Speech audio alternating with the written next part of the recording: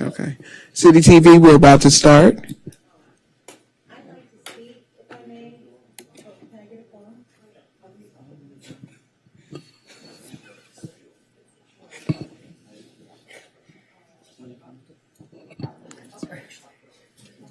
Thank you.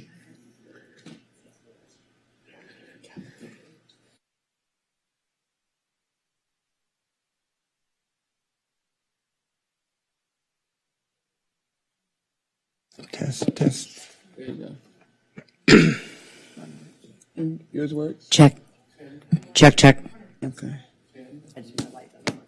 Oh, your light doesn't work? Okay.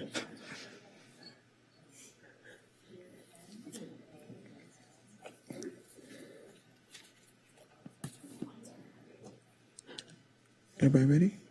Okay. Okay.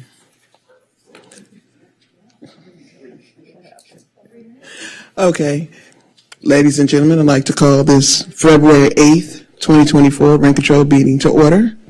Let's take a moment to salute our flag. I'm sorry. Roll call, please, Secretary. Commissioner Ivanov, Here. Commissioner Foster, Here. Commissioner Gwynn, Here. Vice Chair Johnson, Here. Chair Liz. Here. Now, let's salute the flag. Thank you.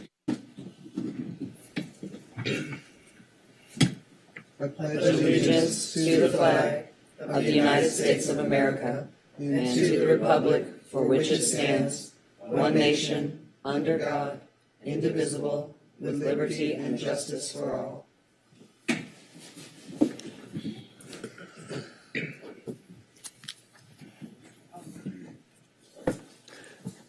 Everybody, let's take a few minutes to go over our approval of the minutes from January 11th through and January 25th.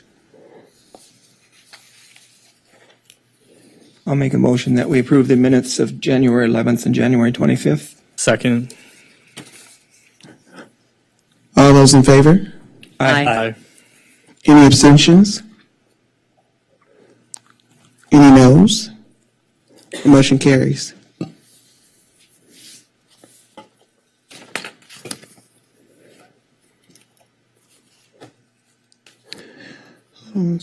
So now we have our special agenda items. I do not have any. I don't know if it's. I do not have any items this evening. Thank you. No? I think you are the item. No announcements tonight. Yeah.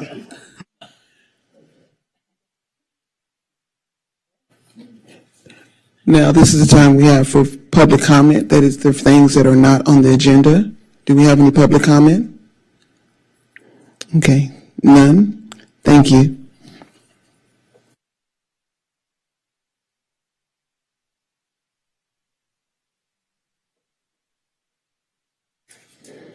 Make sure this is correct. Okay, we have our first case. It's a decrease for 1724 Montana Avenue. I'm sorry? That one's continued. Oh, wait. This is what it says right here. That's the next Where we at? Okay. Okay.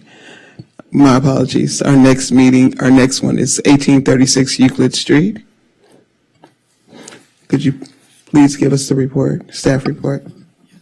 Good evening, Commissioners. Tenant Aaron Pillman filed a rent decrease petition alleging, oh, is it not working? It is. Oh, that's funny. Yeah. Tenant Aaron Pillman filed a rent decrease petition alleging maintenance.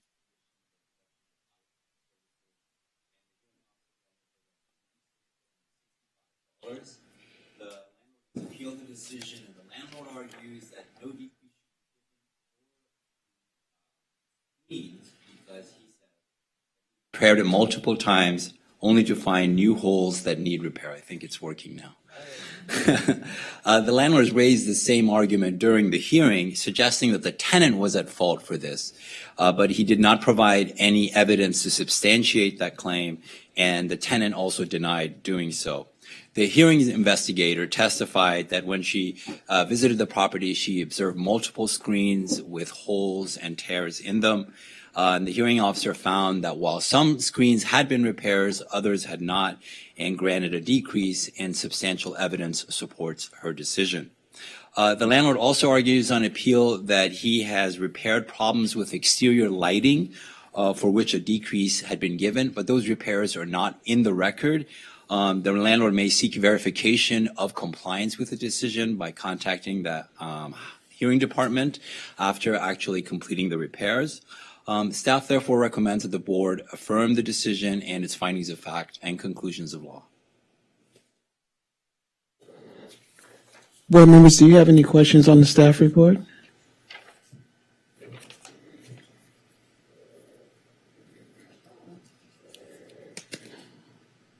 Okay. Any speakers for this item? No. Okay. So let's continue with deliberation.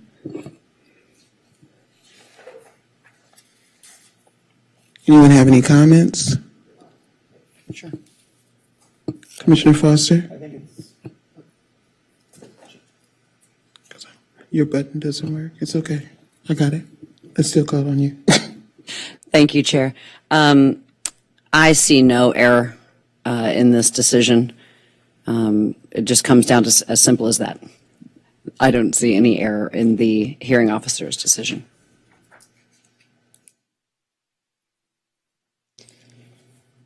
So do we have a motion? I'll move that we deny the appeal and accept the hearing officer's decision and the the findings of fact and conclusions of law. Second. Thank you. Will you take a roll call vote, please? Yes. Yes. Yes. Yes. Chair Leslie, Yes. motion carries.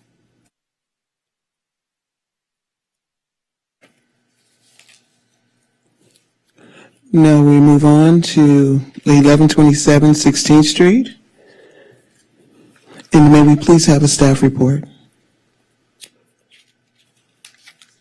Commissioners, under the rent control law, if the landlord believes that a tenant is only using their control unit as a secondary residence, they can petition the board to find the tenant not in occupancy under Regulation 3304. And if the evidence shows that the unit is no longer the tenant's residence of usual return, a term that's defined under various factors in the regulation, the MAR can be increased based on comparable recent market rents. Here, the landlord alleged that Ms. Tracy Noy, who has lived in her unit since 2017, no longer uses it as her residence of usual return. And as in his appeal, the landlord argued at the hearing that loan applications, tax documents, and voter registration records prove that the tenant lives in Texas, where she owns property. The hearing officer found that the preponderance of the evidence in the record shows that otherwise and denied the petition, and the landlord has appealed. The record detailed in the decision and the staff report includes the following evidence. The tenant testified that since November 2022, she has rented that property that she owns in Texas to tenants, and she provided a lease to substantiate that. I apologize. Actually, that was since May of 2022. The tenant testified that since November of 2022, she has been working for a firm in Texas that does land acquisitions for solar farms, and the position allows her to work remotely. The tenant testified that she spends about half of her time in Santa Monica and the other half traveling for work or on vacation. Board regulations excuse extended absences for travel for work or vacation. The tenant provided receipts and other documentations to show that her company pays for her to stay at hotels near the job sites when she is traveling in Texas. She also provided specific testimony about her basic living activities while she's in Santa Monica, which is detailed in the staff report. Although 2022 lien documents for the Texas property contain provisions in which the tenant stated that she will be using the home as her homestead, the hearing officer found that the lease and the travel documentation nonetheless show that she does not live in her Texas property. The record also shows that the tenant keeps her personal possessions in her property and in her apartment, and her Santa Monica apartment is not used for any other purposes. And based on the totality of the evidence in the record, the hearing officer found the tenant met her burden of proving by preponderance of the evidence that she continues to use her rent control unit as her residence of usual return. And because substantial evidence supports the hearing officer's decision, staff recommends that the board affirm it and its findings of fact and conclusions of law.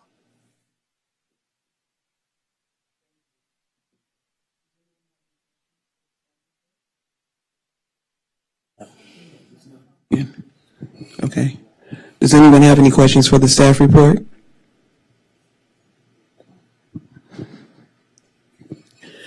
Okay, I see that we have a couple of speakers on this item, and so I'll let them speak first. Tom Nitty? Tom Nitty, the owner would like to speak first. No, that's not how it works. Whoever submits their shit first, that's who speaks first. They're on the same side.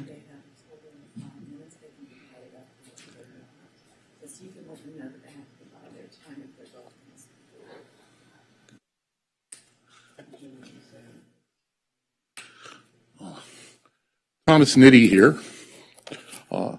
First of all, I think, well, between me and the owner, it's fairly easy to switch us. Any court in the state would allow it to simply say we don't do it this way. Doesn't make sense to me. Let me point out a paragraph in the hearing examiner's decision. Quote, in support of the petition, petitioner provided evidence that tenant works and owns property in Texas. In the initial loan and subsequent loan documents for the Texas property, tenant asserted the Texas property is her principal residence. Tenant also holds a Texas real estate license, stores her cars in Texas, recently held a Texas driver's license, filed her last income taxes in Texas, registered to vote in Texas, and so on. I've seen numerous times before this board, tenants come up to you and to the hearing examiners and say, yeah, I know I swore under penalty of perjury in all those documents. I lived in another city or another state, but don't pay any attention to that, okay? That doesn't mean anything. I really live here. My friends are here, and my doctor's here, and I really live here. Even if I'm not here most of the year, this is my residence of return, okay? Now, I think the tenants that know that, and I think word's getting out in the community, that despite your regulations that say this should be seriously considered, that this board is simply being taken advantage of, okay? That word's out in the legal community. You know, don't worry about all those things you signed under penalty of perjury, okay? The attorney for Baltimore in Maryland, the state's attorney, just got convicted for signing loan documents that she lived in one place and she actually lived in another. They actually take this seriously in Maryland. Maybe not so seriously here, but I think that should change. Look at what you're doing. You're looking at a law and you're twisting it. You know, morally, what's going on here? You're taking a tenant that has homes in Texas and Georgia, admittedly, and you're subsidizing this tenant when some other tenant who maybe doesn't own homes in other states could live in that unit instead. If this tenant were paying market, possibly she'd choose to move out of her pied-à-terre, and that unit would become available to somebody that doesn't own homes in other states. These tenants in these cases, another case I had been before you that was similar with a tenant who owns a home in Riverside, but it was decided that the tenant's place of return was here. These tenants are laughing all the way to the bank. Okay, why do I say that? Shortly after the hearing officer's decision came out, the tenant was renting the place, short-term tenants. Well, she was out of town, and the owner will testify to that when she comes up, because she observed it. The owner lives on the premises, and strangers are living in the unit. Okay, so, like I say, I think you're being taken advantage of. And lastly, Excuse me, sir. I'm sorry to interrupt you, but since both of you guys are speaking, you have to split your time. okay, I'll finish up. Just a minute. Sir, you have 1 minute. Lastly, I know you're going to say, oh, we defer to the hearing examiner. We're like an appeal board. Okay, well, your staff report says there's plenty of case law and regulation that supports you abdicating your jurisdiction to the hearing examiner. Guess what? Not a single case, not a regulation. Nothing supports the staff's opinion, and the Superior Court, when you try and show it there, will find out what the truth is. Thank you. Mm-hmm.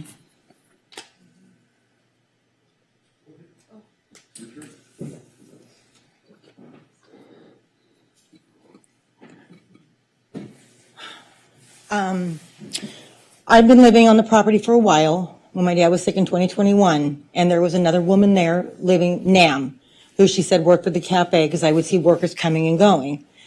I recently, just not to go back too far, but I have on my Ring camera where she just recently said that, and I also have another incident where she was saying it's $40 a day. She's bringing people in who's giving out the code to the gate, which I've asked her not to do, and she's renting it out at $40 a day. They're bringing luggage. It's all on the cameras. I have the documentation.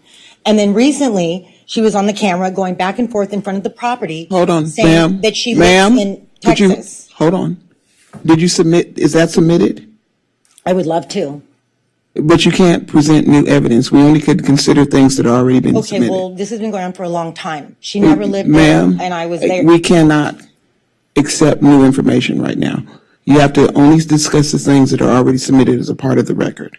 Okay, so what can I discuss? The fact that she doesn't live there? And that Ma'am, she's- if you have submitted things here at this I haven't newspaper works submitted here, anything today. I have an attorney for that. did this attorney submit these things? I don't know if he would, I would love for him to, yes. I have other evidence with me, actually, too, that didn't get to go in the Could you- first case because Could someone You weren't please heard. speak with her in the hallway to see whether or not what was submitted and what was not? I'll just, so you're here to present an argument as to why the hearing Well, officer. I've never done this before. I know, I understand. so That's why I'm I'd just like you to explaining. know that she is making money off our backs, my mom and I. She's renting it out. I have the proof. I have the proof that she's renting it out. She's never lived there. She's obviously lived in Texas. And, I mean, I don't know what else I'm supposed to say, is that she's bringing people in, and I have proof of that. Thank you.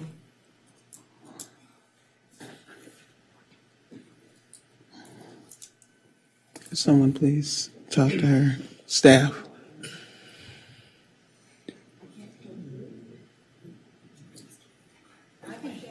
Okay.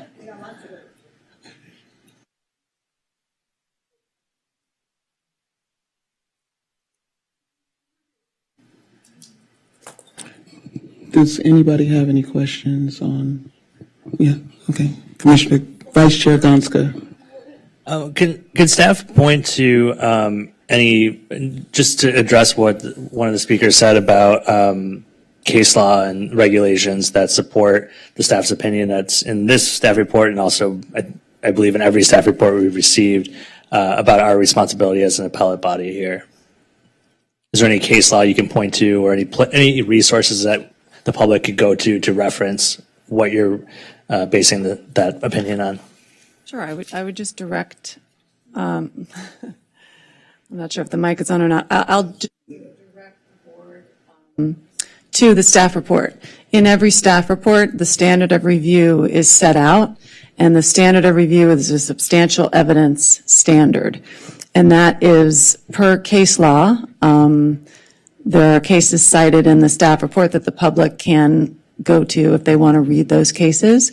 But basically, the substantial evidence standard says that the board is bound by the record that was before the hearing officer in order to determine whether there is any evidence that supports that decision.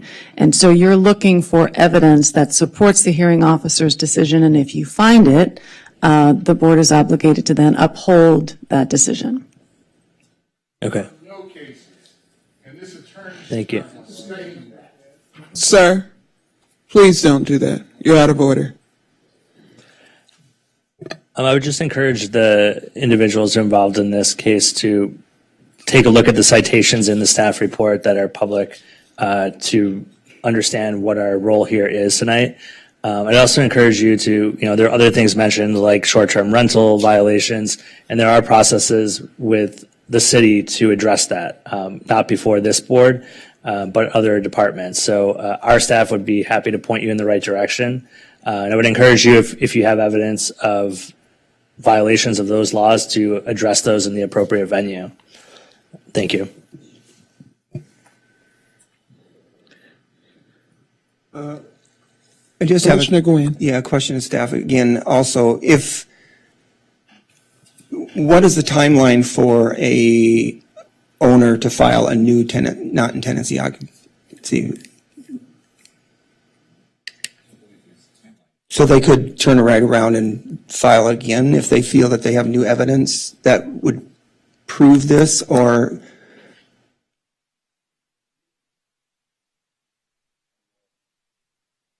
To make sure, Commissioners, I'm going to go to Regulation 3304 to see if there is anything that is outlined there. But my recollection is that there isn't a bar before you can go ahead and submit a new case.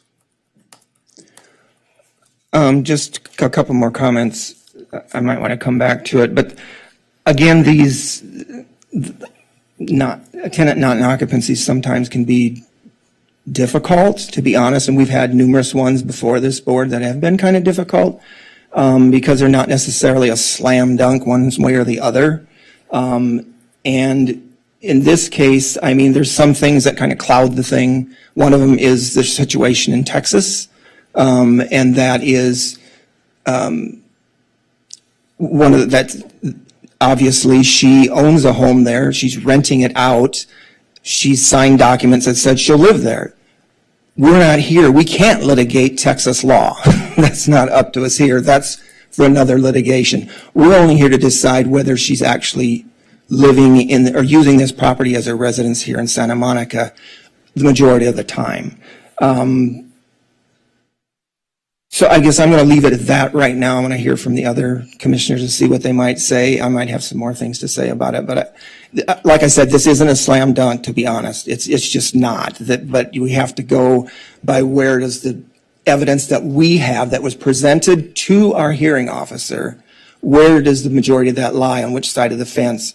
And it would appear that the tilt is just a little bit over to the tenant side, and that's all it takes for us to rule in favor of the tenant. Commissioner Foster. So I would start by saying that we don't means test our tenants. And whether somebody who has a roommate owns another property in 50 different states or is so impoverished that they can barely pay the rent in the one unit they've got, both of those things would be equally irrelevant. This person entered a market rate lease just a few short years ago that they can continue to pay, and I believe that they've met the burden set out by the hearings process, that they do in fact return to the unit as their usual place of return. Also, it's pretty clear to me that what this person did in Texas was you get a different loan interest rate if you say I'm going to use this property as a rental versus say I'm going to live in it myself. And you get a much lower interest rate if you fib to the bank. And part of that is probably, I'm just guessing, I don't know this person, getting homeowners policies, registering cars, registering to vote for a while to get preferable rates, probably.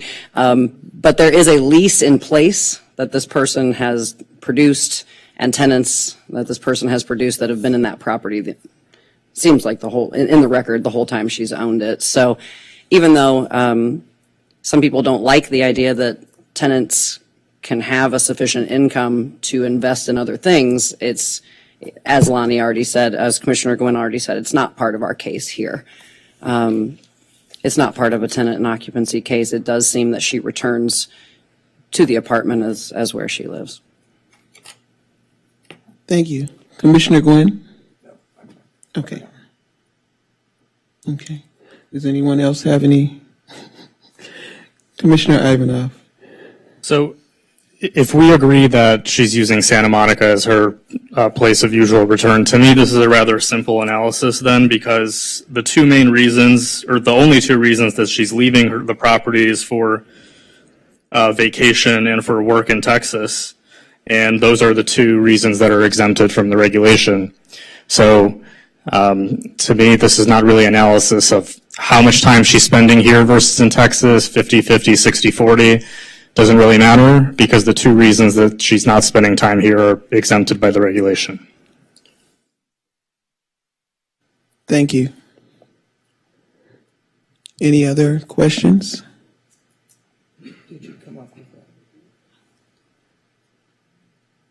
There's nothing in the regulation that precludes the owners from filing a new petition at this point. Thank you. Are we considering a motion, or would we like to have further discussion?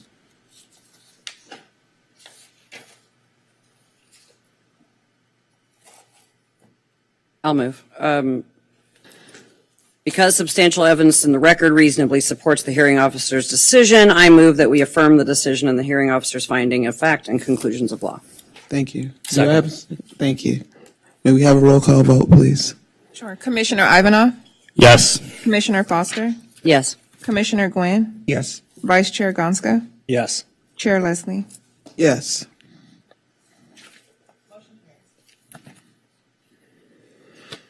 Now, the board will hold a public hearing to consider, calculation of median maximum allowable rents in 2015 and 2023 for proposed increases to valuation guidelines. Thank you. Thank you, Chair. Good evening, Commissioners. This item is before you this evening because staff was directed to use the recommendations of the subcommittee, which were Commissioners Gwynn and Gonska, to evaluate the valuation guidelines and increase them, first to do a one-time increase by the general adjustments from the last 2 years at the low end of the range, and then to increase the upper ends of the range by the percentage change in the median market rents between 2015 and 2023, and then to adopt a formula to adjust future valuation guidelines automatically. And so that's what staff has done. And we're going to do a little math now, so deep breaths, everybody. What you have there is a supplement as part of a memorandum. The board ran a report. We're talking now about the median market rents between 2015 and 2023.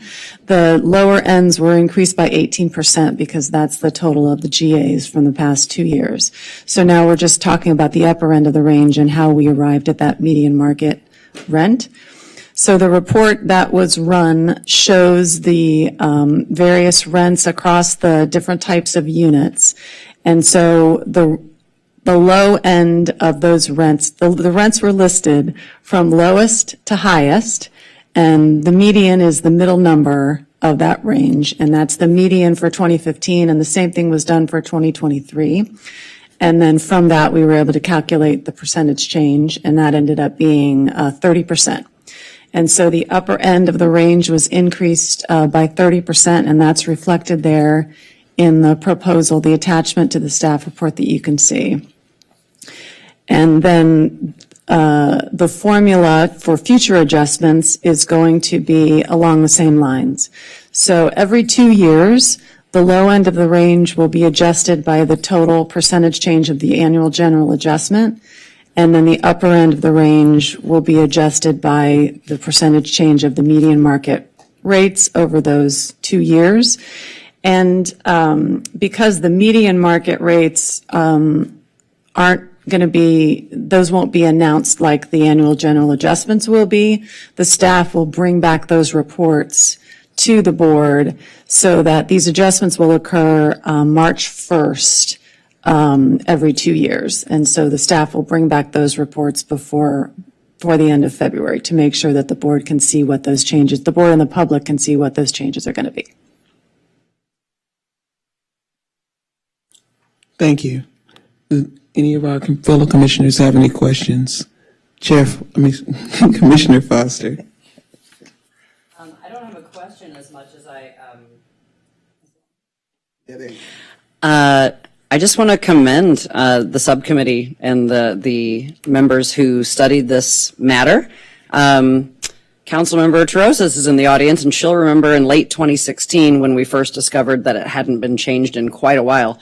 We did see to it that it got updated once, but it was a little short-sighted on our part, and you took it the necessary step farther to make sure that it's actually commensurate with the changing times and the change in median rents that are going up 5 to 10% per year sometimes. And so this is wonderful. Great work. Thank you so much for doing this. And staff, of course. Vice Chair Ivanov. I'm sorry, Commissioner Ivanov. I just want to echo Commissioner Foster's comments. I commend Commissioner Gwynn, Commissioner Gonska, everyone on the staff that put this together. I'm very proud to support these amendments. I think the true genius of these amendments is the automatic adjustments piece, just to ensure that we don't have a situation again where we go 7, 8 years or however a long period of time. Yeah, so, this will ensure that something like that doesn't happen again. So I just, thank you for bringing this to us, and I'm proud to support this. Thanks. Vice Chair Gonska. I wanted to say first thank you to the General Counsel and to the staff that put in a lot of work, both in the subcommittee deliberations and also into this report here. I think it's extremely thorough and perfectly lays out everything that we've discussed over the past several months. Only question I do have is if we do pass this tonight, will these changes go into effect as of today, or will it kick in March 1st like they will in the future? Current cases. Yeah. So these changes will go into effect, the one-time increases that you have done will go into effect immediately, and then we'll start the clock beginning March 1st, 2026. Okay, great. Thank you. Commissioner Gwynn. And I assume like this, the last time that it was done, that hearings that are in the process now will continue under the old ranges, and then only ones that are started as of March 1st would have these new. That's what had happened that last time when I reviewed them. I'll defer to our hearings manager on that question. The last time this was done in 2016, any hearings that were in the process, they used the previous ranges and not the new ranges, only on cases that were initiated, or hearings initiated after the new ranges are put in effect would have the new ranges. That makes sense. Yeah, so absent a absent a provision saying it would be immediately effective for all cases, whether they're open or, future, then in the absence of a provision saying it's immediately effective to anything that hasn't been issued yet, it would be for newly filed petitions. And that's just typically how, right. Civil codes and, And laws work too. that seems logical to me that would continue that way. It's anything that was currently in process would use the previous numbers. And then I did have one other comment. I know that when we brought this the last time around, we did forget to indicate that there is one item that we put up the minimum on that we hadn't discussed in our discussion before, and that was on the storage. We wanted to put the minimum at $35 because that was more in line with other jurisdictions, and it just made sense to go to that. And so that's included in here, even though we hadn't talked about it. So we just want to make you aware that that was one thing that we hadn't necessarily talked about before, but we hadn't intended that to be.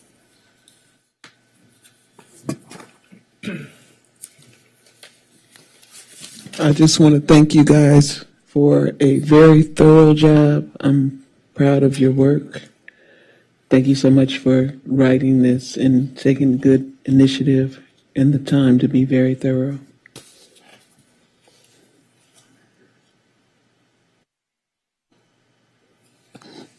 Vice Chair Gronska. I'd like to move that we approve these amendments to the Chapter 4 regulations to update the housing service valuation amounts and adopt the formula for future adjustments. I'll second that. Can we have a roll call vote, please? Yes. Yes. Commissioner Ivanov? Yes. Vice Chair Gonska? Yes. Chair Leslie? Yes. Motion carries. Thank you. Now we move on to our administrative items, item 12A. So, am I reading this? Okay. That'll be me. Hold on one second. I'll do it. Yeah. Thank you, Chair. So item 12A was brought to us at the direction of the commissioners to draft a resolution in support of the Justice for Renters Act. And so that is what is in front of you today.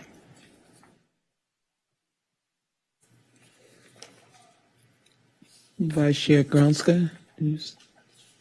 Oh, no, that's from before. Okay. Yeah. Yeah. Okay. Adopt a resolution. That's got to cover. Yeah. All right. So, anyone have any questions? No? Okay. May I have a motion? I'll move that we accept it. Oh, wait. I'm sorry. We have speakers. My apologies. Okay. Mr. Zane, Dennis Zane, you.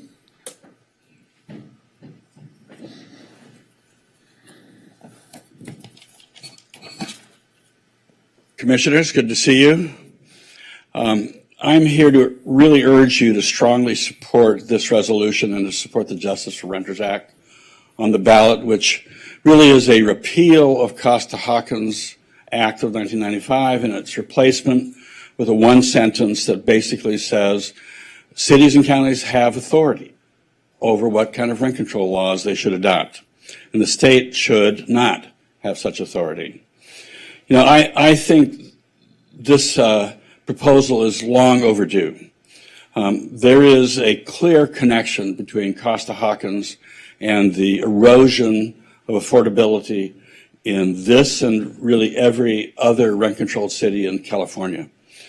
Not long ago, I was reading the Los Angeles City Housing Element. I do that sometimes, just for fun.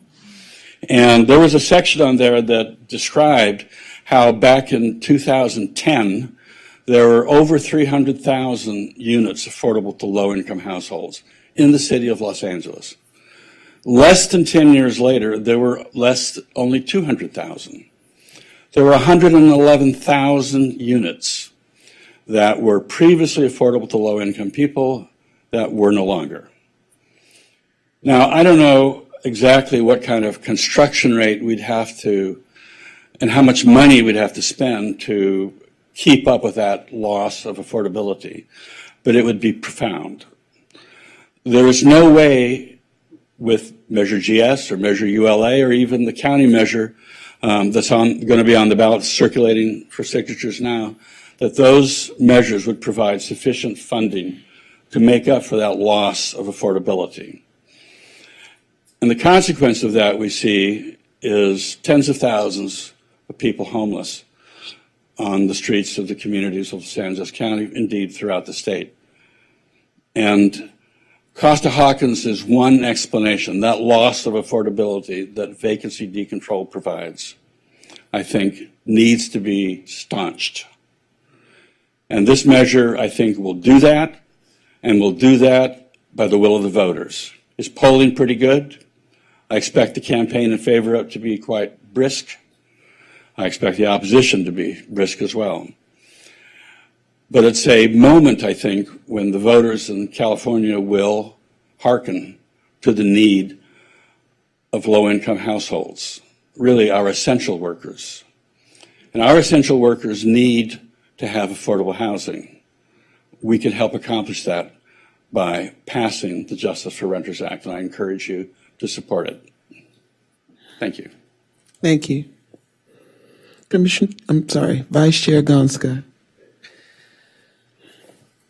I think you're Lonnie's up first. Okay, but that's not how it came up. It came up you first.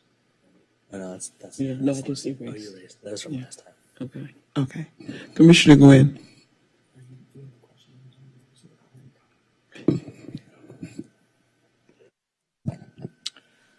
He's going to let me go first, but. So I would just very briefly note, I'm very proud that our board was unanimous in directing staff to draft this resolution, whereas the city council was not. So I'm very proud to support this resolution. Thank you. Let's try this again. Commissioner Gwynn. So if there's no more comment, I would move that we approve the resolution as presented here and direct staff to send this to the appropriate people such as legislators and the drafters of the ballot measure. Do I have a second? Second. May I have a roll call vote, please? Sure. Commissioner Gwynn? Yes. Commissioner Ivanov? Yes. Commissioner Foster? Yes. Vice Chair Gonska? Yes. Chair Leslie? Yes. Motion carries. Thank you. Now we are on item 12B, our presentation by Council Office and Legislative Affairs Liaison Josh Kirby on proposed city rent registry of non-controlled units. Hello. Is this mic on? I don't think his mic is on.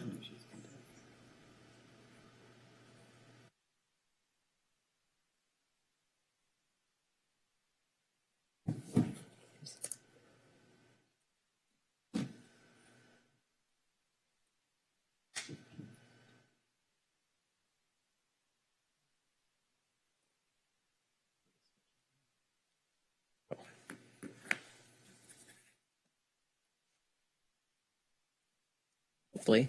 I could dance it out. Oh. Testing 1, 2, 3.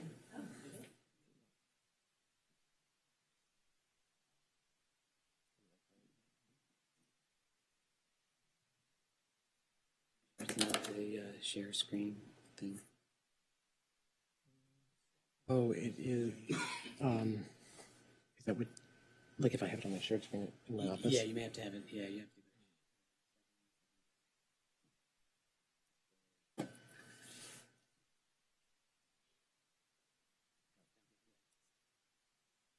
Oh, sorry.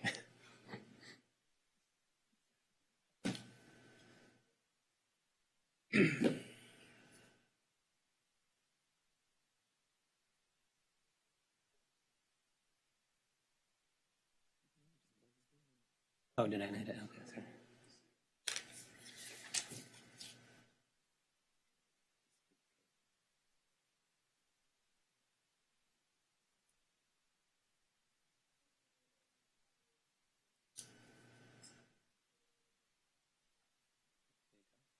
Did it go?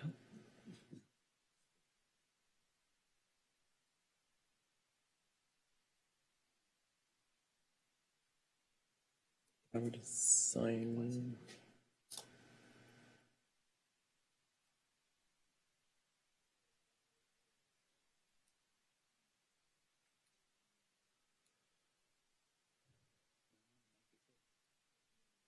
Oh, there we go.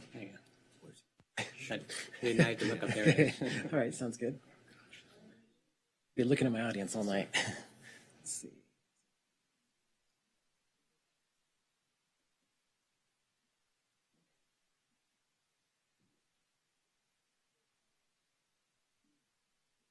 Okay, can you hear me all right?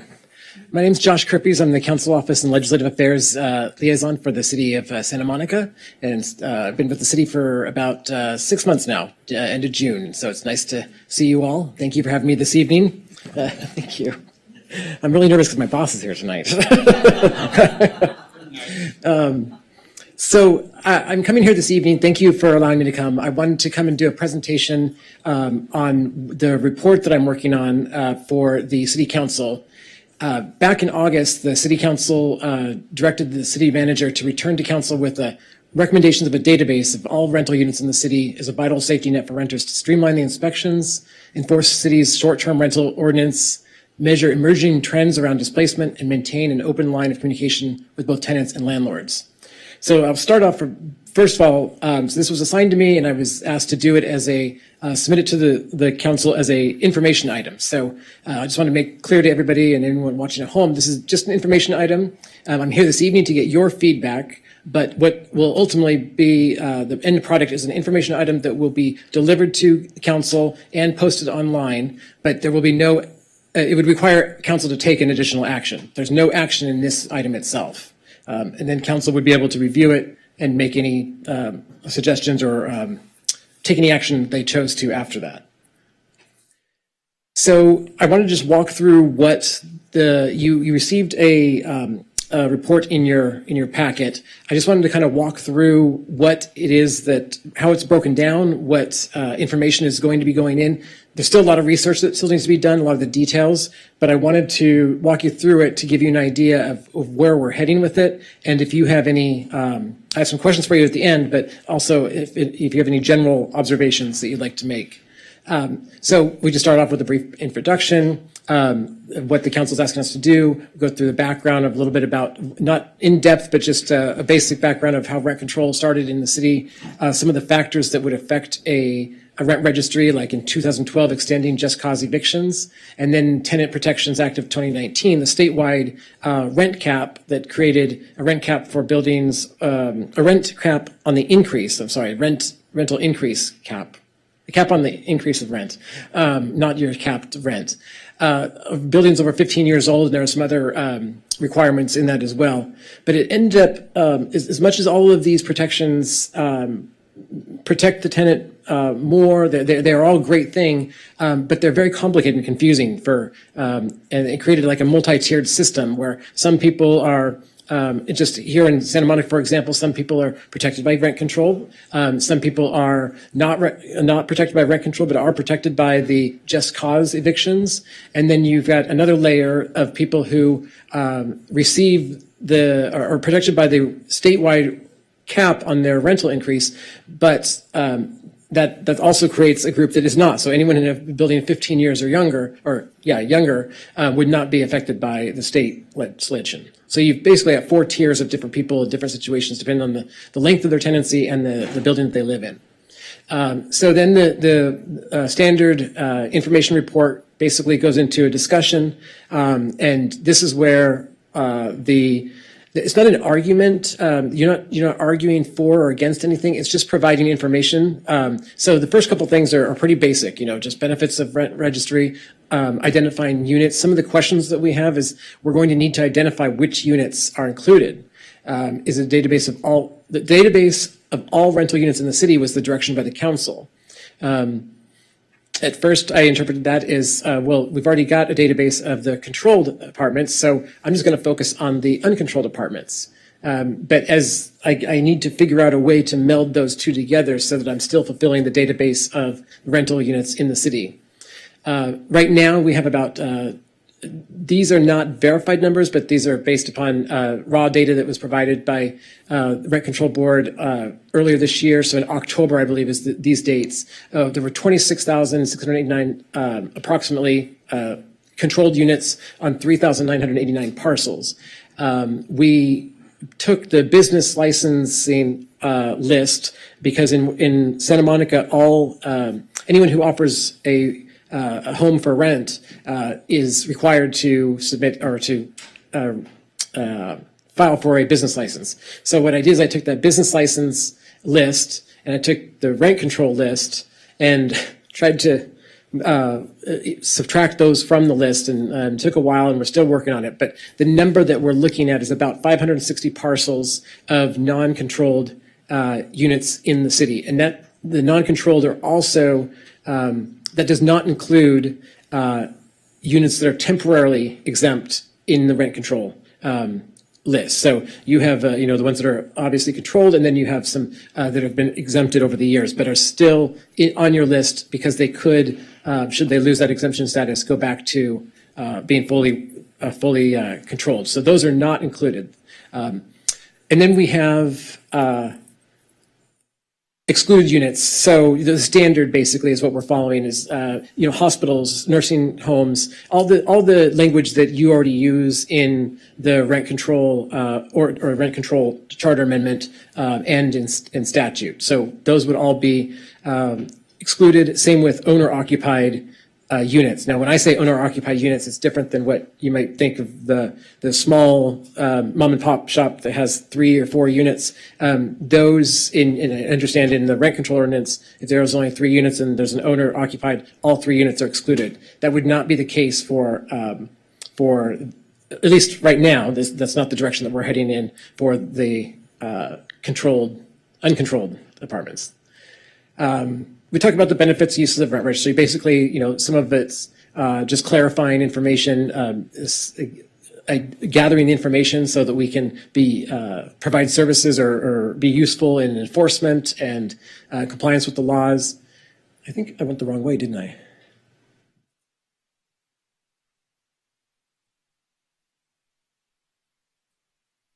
Why is it? Okay. All right, we'll go to this one. Again, it's still in the discussion portion of the report. So the council specifically stated, streamline inspections, enforce the city's short-term rental ordinance, measure emerging trends around displacement, and communication with both tenants and landlords is the priority that this rent registry must meet. But in addition to that, there's nothing that excludes me from also adding other items in the report that could be used for. So some other objectives might be monitor compliance with just cause eviction protections, education for tenants and landlords on rights and responsibilities, especially on those confusing situations where they don't know which unit and which building they live in and how long they have to live there to get the full protections. And then a basic inventory of vacancies. So we often hear people say, well, there's so many vacancies in our city. We don't need to build any more, but we know that that's not the full truth. But this would allow us to have a better idea of what units are vacant and how long they're vacant and what the reasons are. And when I say that, well, that's the reason, it's basically we're not verifying this answer. It's basically, do you know why your tenant left? Did they leave willingly? Did you evict them? And if you did evict them, what was the reason why you evicted them? So it's very basic information that we're asking.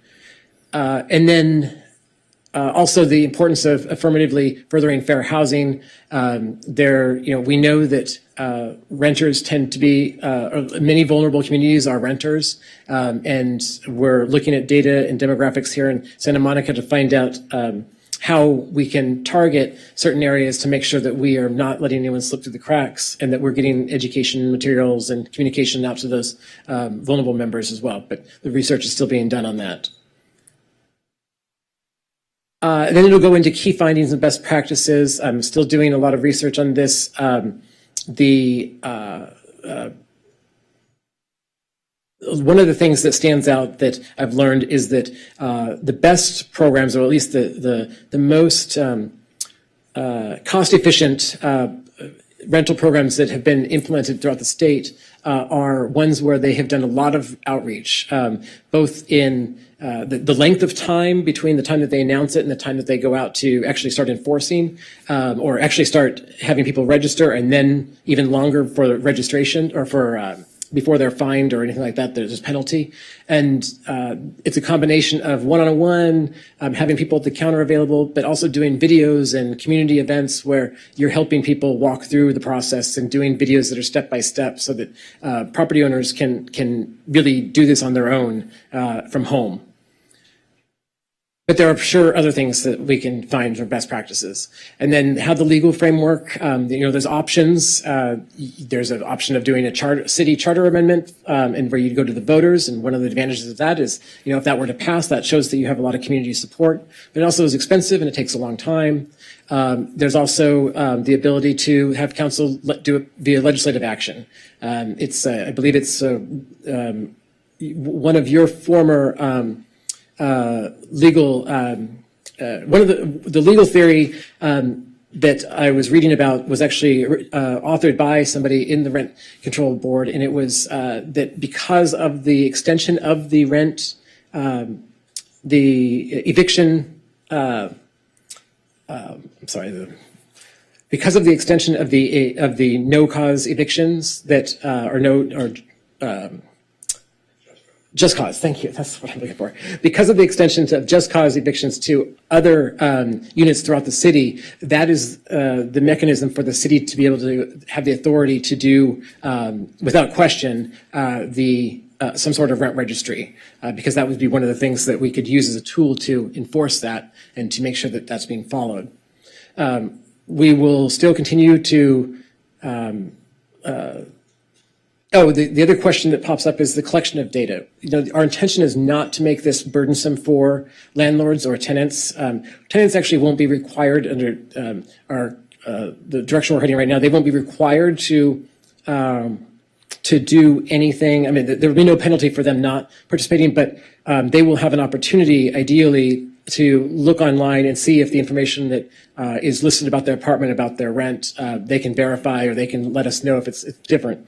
It's just a second set of eyes. But the question comes down to, well, how often do we collect the data, and what data do we collect, and how burdensome do we make it? And right now, as I mentioned before, that many of these landlords, or all of these landlords, should be going in and doing their business license every year. They have to renew it. And if you've looked at that form, it's very complicated. The reason they have it complicated is because they have to list the amount of bedrooms and the amount that they're making, what the revenue is off of it. So it's for a business tax purpose. But my point is that they're used to filling out a pretty complicated form that we would just primarily, although we wouldn't really doing paper, we would primarily be doing adding on to that or working out our answers or questions throughout that form, something they're already doing, and annually as they already do it, and then we would ask that they also do it when there's a change in tenancy. So, and the only other thing that we would ask them to do is, so that we can keep track of vacancies, is to, and we would have to set up the length of time. At this point, I don't know. I'm guessing 45, 60, 90 days. But if they had a vacancy for that period of time, once they hit a certain date, then we'd ask them to report that to the city so that we know. Otherwise, it would just be reporting annually, and then whenever there's a change in their tenancy for the unit. And we would ask for the typical information that you would think that we would be asking for. I think this is more in depth than probably what the Rent Control Board currently asks for. It's my understanding that tenant names are not asked for. But the reason why we're doing that is because the City Council did make clear that they do want to have better lines of communication. That doesn't mean that we'll ultimately end up with having names taken or exactly the phone numbers collected. But for right now, that's what the council asked for. And so that's kind of the research I'm doing and how cities are getting around the, obviously, privacy issue that keeps coming up. But several cities have done this successfully. And now it's just figuring out how it is that they did it so that we can follow best practices. The other question is, well, how will we enforce compliance? How will we make people do this? Currently, right now in the city, there's not a whole, hopefully people aren't listening to this, but there's not a whole lot of enforcement on business license. If you are renting a home out and you're required to have a business license, there's not a whole lot of enforcement on that because we just don't know necessarily. Obviously, if we got a complaint, they would be contacted. But So there's ways that we got to figure out how we believe that the rent registry and the business license together will complement each other in their enforcement because it gives you lists to compare. But there's also ideas of you can charge fines, which is a common thing, but also if there was a way to, you can't restrict their rents, well, not everybody, you could on some, but not everybody, but on the affirmative defense and eviction cases to say, look, the tenant would be able to use this in a court case if they were being evicted and their landlord hadn't complied with the law. And we'd have to look more into that. But we're also open to other ideas as well. Fiscal impacts, this is where we get into the cost of this program. Obviously, once the program is up and running, it will pay for itself because that's how the fees work, just similar to how Rent Control Board generates revenue for your budget and for your ability to enforce those things, process the paperwork, and pay your high wages. But so the three big costs for this will be the contract for software, which is a big cost in the beginning. Extensive community outreach is more of like staff time and some resources we've spent there. And then the number of staff members that we would need. No one has told me at City Hall that they don't like this idea, but no one has volunteered to take this on in their department because they are all overwhelmed with what they're already working on. And I thought I had Tracy one day say that she was going to do it, but I think she changed her mind on all of us. So, what the idea is that we will, wherever we place this, whether it be in the housing department or the business licensing department, or if there's some way we can work with you on it, there will be staff that comes along with this. The intention is not to just hand it off. Now, I say this standing here, but I'm not a council member, and I don't know what they will fully decide. But the intention is not to just hand it off to you or to an entity and let them, with their current staff, take this on. This would also require an investment of some staff at the very beginning, and then one or two staff members throughout the program. And I will stop talking here. Thank you very much for letting me come here this evening. Some of the things I would like to hear from you, anything basically, just your general comments, but also some of these questions that were in your packet, like, is there a way that we can work together? I'm still having a big challenge on trying to figure out how we do that list without creating two separate lists, but at the same time understanding the proprietary needs of each of the organizations to keep, to access and protect their list. And then questions on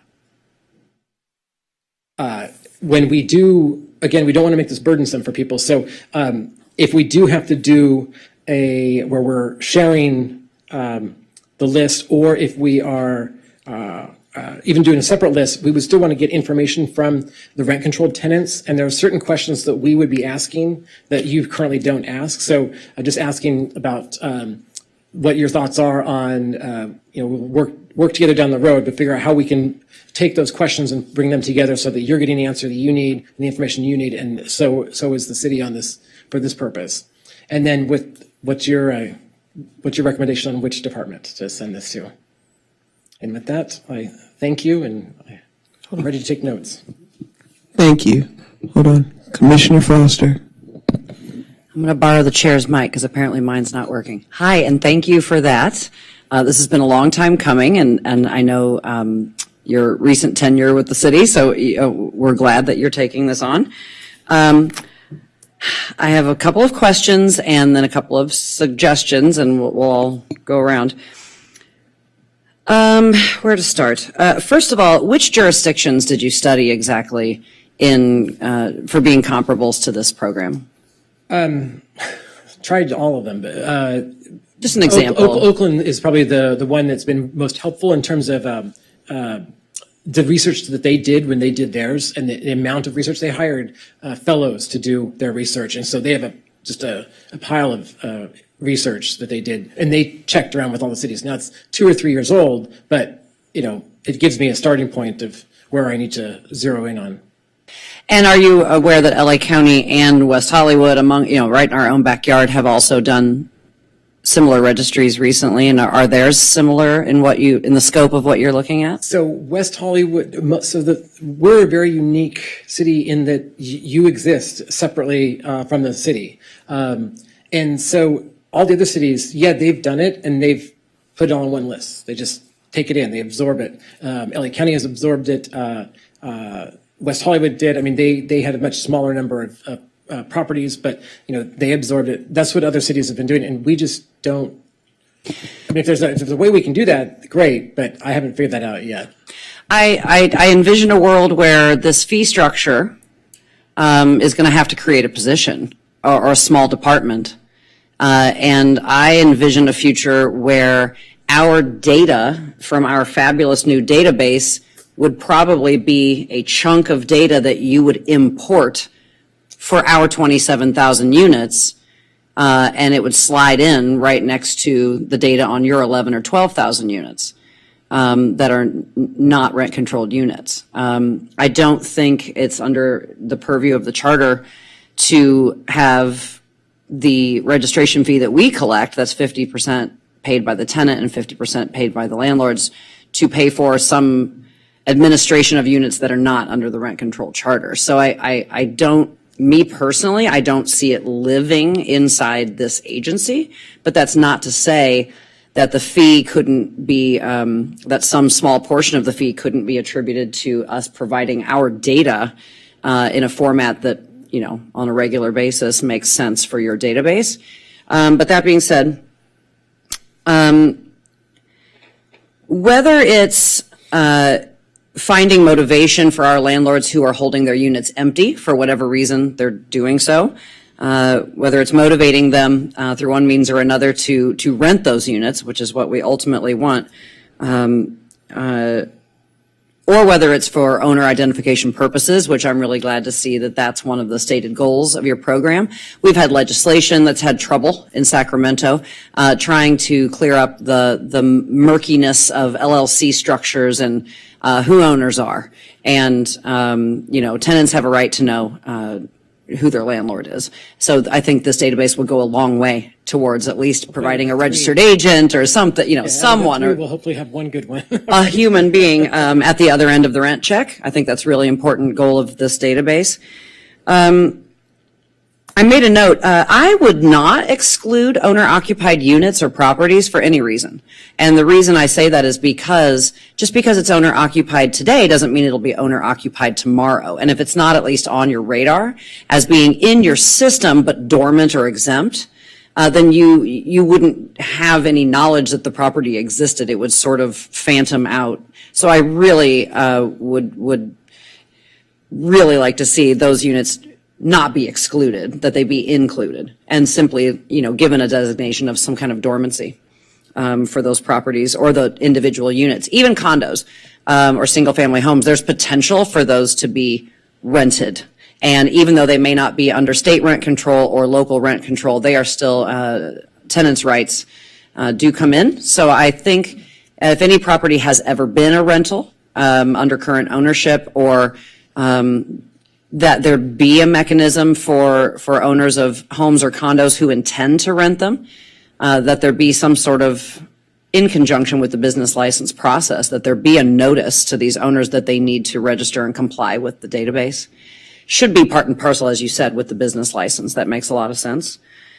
And also, this is just so entirely valuable and wonderful, because if we're really going to study rent levels, if we're really going to study occupancy levels, if we're really going to understand the demographics of our city, of our renters, of our employees, our disabled communities, our communities of color, our children in our public schools and enrollment in our public schools, all of this is vital data collection that the city has a right to collect and that the public has a right to understand, especially because that is wielded often as a cudgel for other arguments that other constituencies like to use, or other stakeholders like to get results from. So it's only fair. I think that we have a lot of access to that data. And finally, when we get either serious reform or repeal of Costa-Hawkins, The database being in existence already and being robust will be an amazing advantage to the citizens of this city and to the cohesion of the fabric of this city if that database is already up and running and already tolerating a really great feed merging between our units and the other city and the rest of the units in the city. So this is just absolutely crucial to have up now. Should we ever find that we want to do a vacancy tax? Should we ever find that we want to enact programs of any kind? I'm tired of reading articles from The Real Deal and from real estate websites and magazines purporting vacancy rates or rental price averages in this city when they actually have no real data upon which to base any of those assumptions. I will stop talking now, and thank you so much. Sorry, I've been waiting a year for this, so thank you so much. Thank you. I'm acknowledging Commissioner Gwynn. Actually, it's been longer than that because I recall that you guys took it to City Council before the 2022 election and to put it on the ballot, but then they decided that it didn't need to be on the ballot. So it's been, and I'm sure that obviously Carolyn was involved in that as well as you and that. So that predated most of us, but most of what I had notes here, you touched on.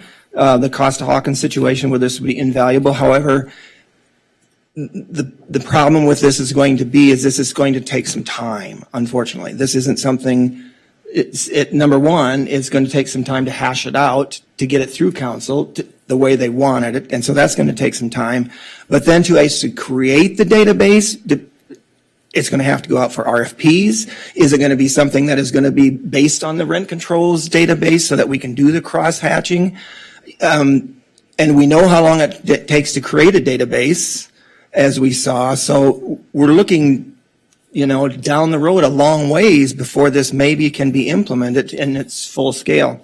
So it's important that we get moving on this, especially if we want to use it in case Costa-Hawkins is repealed, because it would be an invaluable tool for us to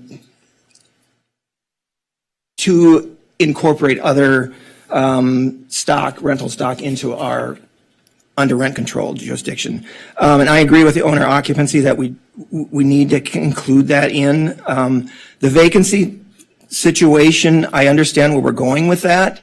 My problem is with that, and I'm sure that I'm not the first one, and there'll be millions of others that say the same thing. How do you tell owners to do it? What's their incentive to report it other than how do you find out if it's vacant? So I can see where that can be problematic.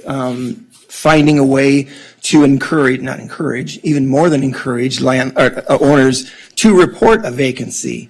So I think that is a problem. As far as I know, West Hollywood, I talked to Jonathan and Tracy yesterday and talked with them about West Hollywood's rent registry, and we have to be careful that we have, as were told to me, we have to have a reason that we're doing this, not just to do it. And there were numerous reasons set up there. But we have to make sure that if they're putting in place that we're using it and we have a way to use that data. For example, if it's used in some type of process like ours for hearings, not that it would be, but if it was for something like that. So that's something that has to be considered, what we're actually going to use that for. And as I said, there were some that were stipulated there. Another thing is the reporting of when we're going to collect the data for the new tenant or for the new rents. To me, that's the most important thing that we're going to get out of this is knowing what rents are in units that aren't under rent control, because we don't know that right now. We really don't. I mean, we get things in the paper that says they're using this and that data to say this is what it is, but it's skewed because it's just based on realtors' data and things like that. This would give us an opportunity to know what realistically is going on out there, and I think that's very important. But as you said, we don't want to be cumbersome upon the landlords, the owners, to report this, and how do we do that? And one of the things you frequently was annually. I think that's a no-go. That seems to be a little bit too often to me. It just is. I just can't fathom you're ever going to get people on board with that. I do agree that as we do with the new tenancy, a new rent is input.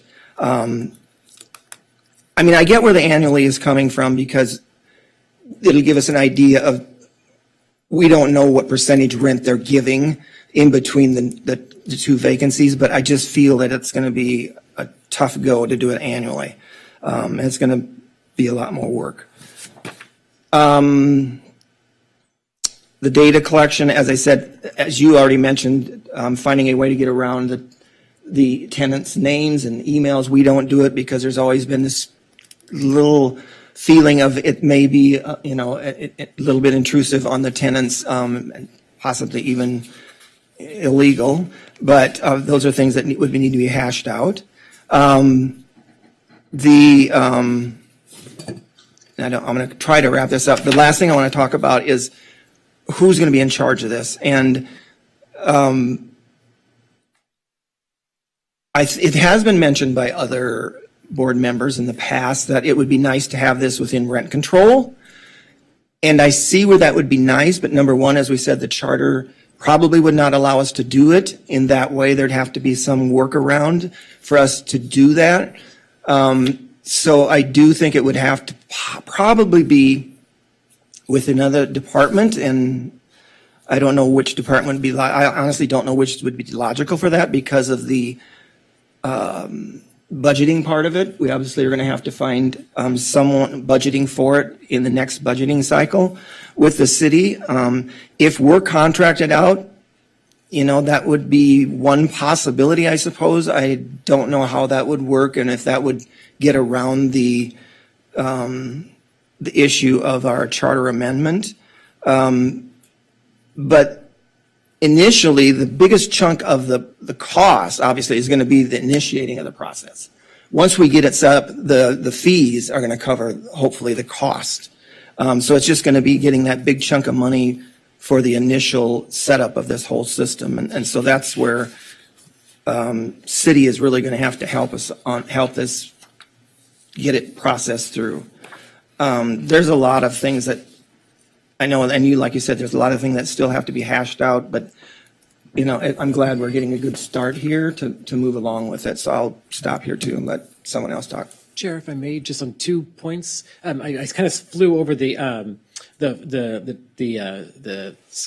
slide, but under the contract for software, one of the advantages, if we were to do the business licensing office, is on the back end. They'd be great at doing the computer stuff of it. I don't know what we will expect in terms of the front counter part of it, but one of the deadlines that if we want them to do it and we could save a lot of money that we were coming up on is they are going through a process right now of doing a major remodernization of their systems that they expect to put out like an RFP somewhere like in July and have that start working on that in January. So in a way, like if we do speed this up really fast, we could maybe work with them on that and save a lot of money, and it would be the brand new system that City Hall has in a couple of years from now. So we're definitely trying to move it earlier rather than later. And you said what department was that? That's the business licensing department. Yeah, they're taking their program right now, and then they're adding some other functions that they do throughout the city. Okay. And currently, business license doesn't operate on a similar system that we have. That's water, isn't it, or something? That has it, yeah. Okay. Commissioner Ivanov. I just had a clarifying question. Under the data collection piece, you mentioned 2 methods, either doing it annually or after a certain amount of days after a vacancy. So is the goal to choose one of these? Is it an either or situation, or would we be doing both? Yeah, that was my package idea. Like you would do it annually whenever a tenant moves out, or whenever you had a new tenant come in. And then if you had a situation where it was X amount of days that you had a vacancy and no new tenant, we'd want you to report. I know that brings up other issues, but. So it would be Give me all both. 3 of those, yeah. Oh, got it. Okay. Do you foresee any logistical hurdles within any of those methods that we need to be aware of? No, they're automatically going to have to come to City Hall to pay their business license fee every year on an annual date, July, I think. And that's, again, that form they have to fill out right now. I think it's mostly paper. Ours would be, after their first year, they'd primarily be just confirming that their apartment units are still the same size, same bathrooms, same bedrooms. So after year one, they're just basically confirming a lot of the information of the actual site, which would take the most time. And then they're having, they would be confirming even their tenants on those future years and only changing the ones that would need to be changed. Maybe updating rents if that fell in those dates. And Got it. so I hope not. We're trying not to make it burdensome for them. Okay, thank you.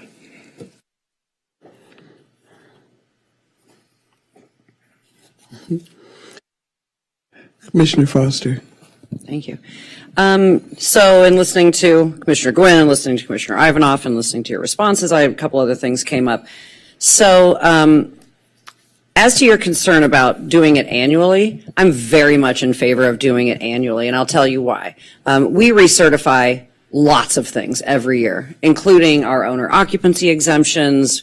Our tenants and residents in our affordable housing units are asked to recertify their income status every year. Participants in our POD program are asked to recertify and open their books every year. Businesses are used to opening their books every year and going and filing their taxes, their license fees, and I think the public would understand what Donald Trump is being tried for right now is a discrepancy between the rents he claims he's collecting versus the income tax he's paying versus the business taxes he's paying and the property taxes based on his revenues.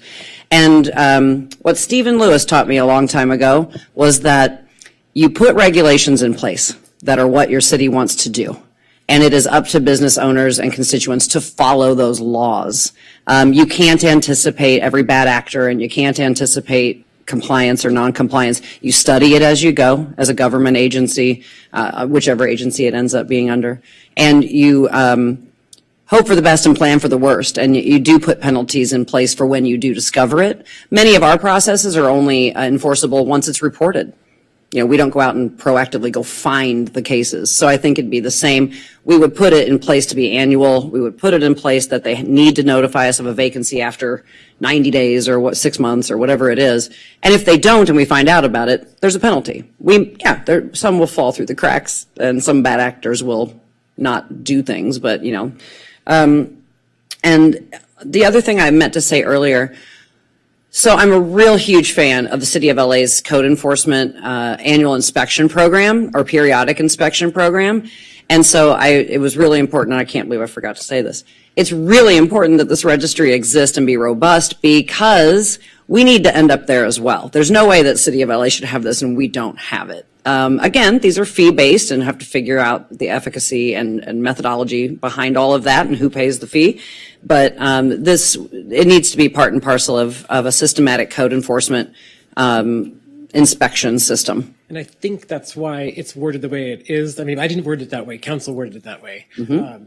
Yep, it's wonderful. So I don't see any problem with doing it annually. I think businesses are accustomed to reporting data.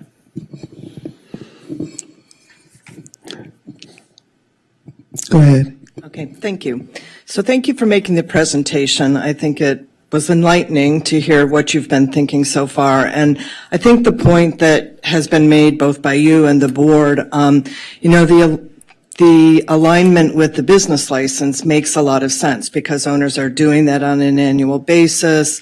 So if they were just another part of that was providing the information about the rents they're collecting and whatever other information, as you said, the first year you're going to collect a lot of information. And then after that, it would be, less information, of course. And then, upon vacancy or upon re-rental and the extensive vacancies.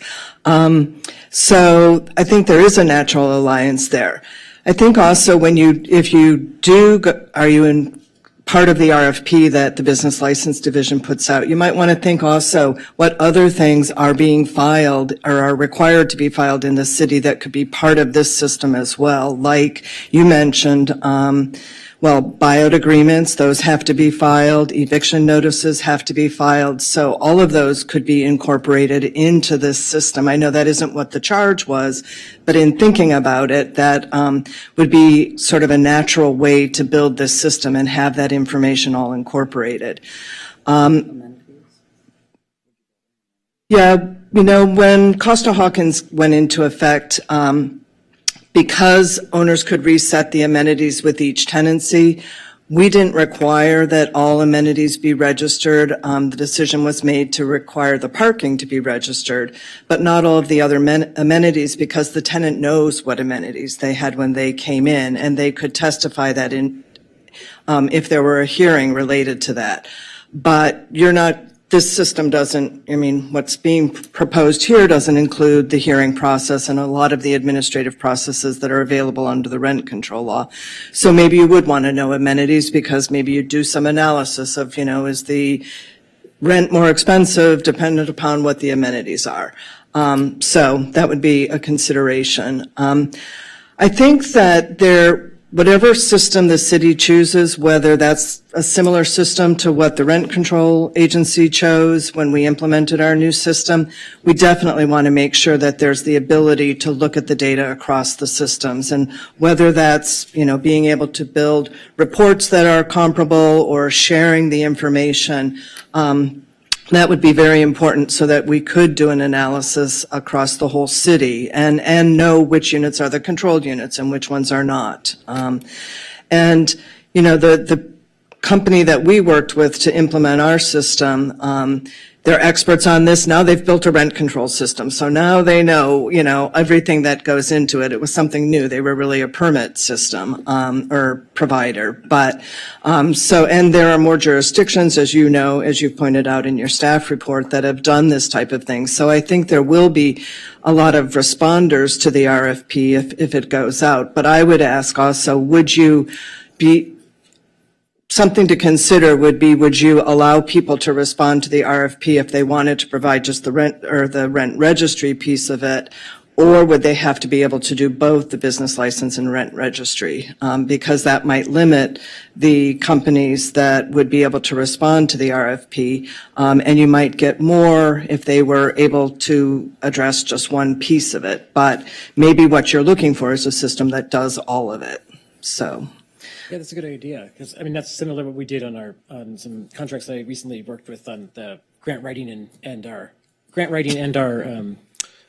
lobbyists. Like, we ended up getting a couple that were like, oh, they didn't even fill it out completely, but then it was like, well, wait, they could be our grant writer. They don't want to do the other stuff. They want to be our grant writer. Right.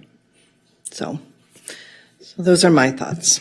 And obviously, one of the things you want to collect, and maybe you're able to sort of build a shell for the system through some of the data that the city already has, the GIS system, the assessor's data. There's a lot of information there, including the year the building was built. I think that's something that you want to have within the system in case there are changes in state legislation that could impact what units could, with a charter amendment, potentially be covered by rent control. Thank you. Okay, I am last because I'm the chair. So, things to consider, data breaches. I see here that you have privacy concerns with data. That is of great concern. How would you secure the privacy, especially when you're going to get people's information as far as their email addresses and exactly everybody who resides in that unit? Because we also have concerns as far as if somebody is a domestic violence victim, you don't want that information to be leaked at all. Yeah. Things to consider. Might be burdensome to property owners, but also might be burdensome to tenants as well, depending on which way you do it. Okay. Is that a question? No. I'm just saying things to consider. If you have, I don't think that you would necessarily have a response right now, but at the same time, just things to consider. Because I'm looking through this and I'm like, there's a lot of questions to be raised here, but you can't answer all of that tonight. This is going to take some time to go through. And it's not going to be overnight, because this is a lot. Thank you. Will you bring it back to us? So it depends on what I'm directed to do for the council. So I'm hoping to get this done before your next meeting. I don't know if it'll be handed to council at that point yet, but that's the time track I'm on in terms of providing the city council with the information, or the city manager that then would then give it to the city council. So it's going to be a struggle for me to do that in a month. So I might still have more meetings of yours that I could stop by, but I just don't. It really depends on when the council wants it, and when the city manager makes me hand it over and give it up. Thank you. Thank you. But if there's any time you ever want to invite me back to talk about it, I'm happy to. Although, yeah, as I say, it does conflict with the night. I'm a city commissioner in the city of West Hollywood, rent stabilization, so I had to skip that one tonight to come over here. So. You'll survive without me. Thank you. Same. So we're going to have a little agenda management, and I'm going to take item 14A before item 12C. Lonnie, why don't you do it?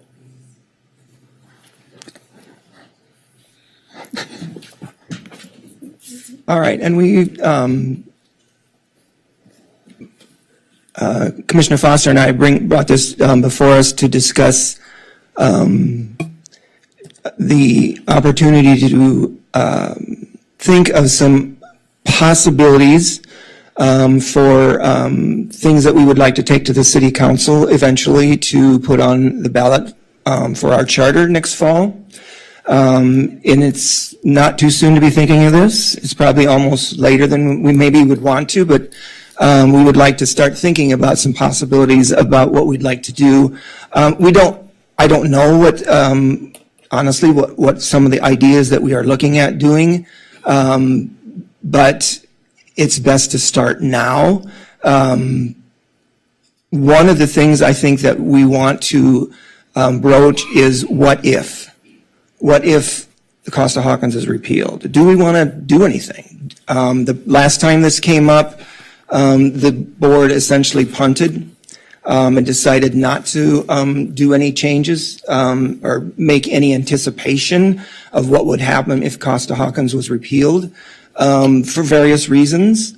And that, good or bad, whether it was the right decision or not, in the end it was the right decision because it didn't happen and it was failed fairly poorly, badly. It was defeated.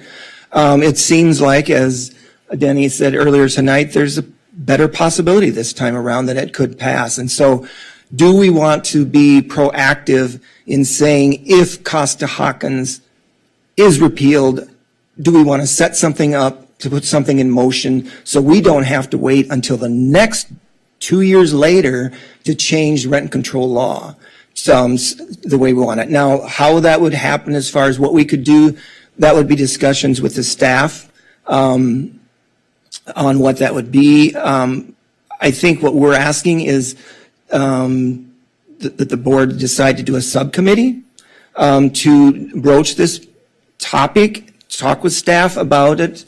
I keep pointing at Tracy, but she's gone. To talk with our legal staff and with our new executive director to decide what we might want to do, what seems logical, what legally we could do to do the what if. And I think that's the biggest part of this. There are some other minutiae of things that we've talked about in the past that we'd like to change that didn't get through city council previously that we might want to broach again.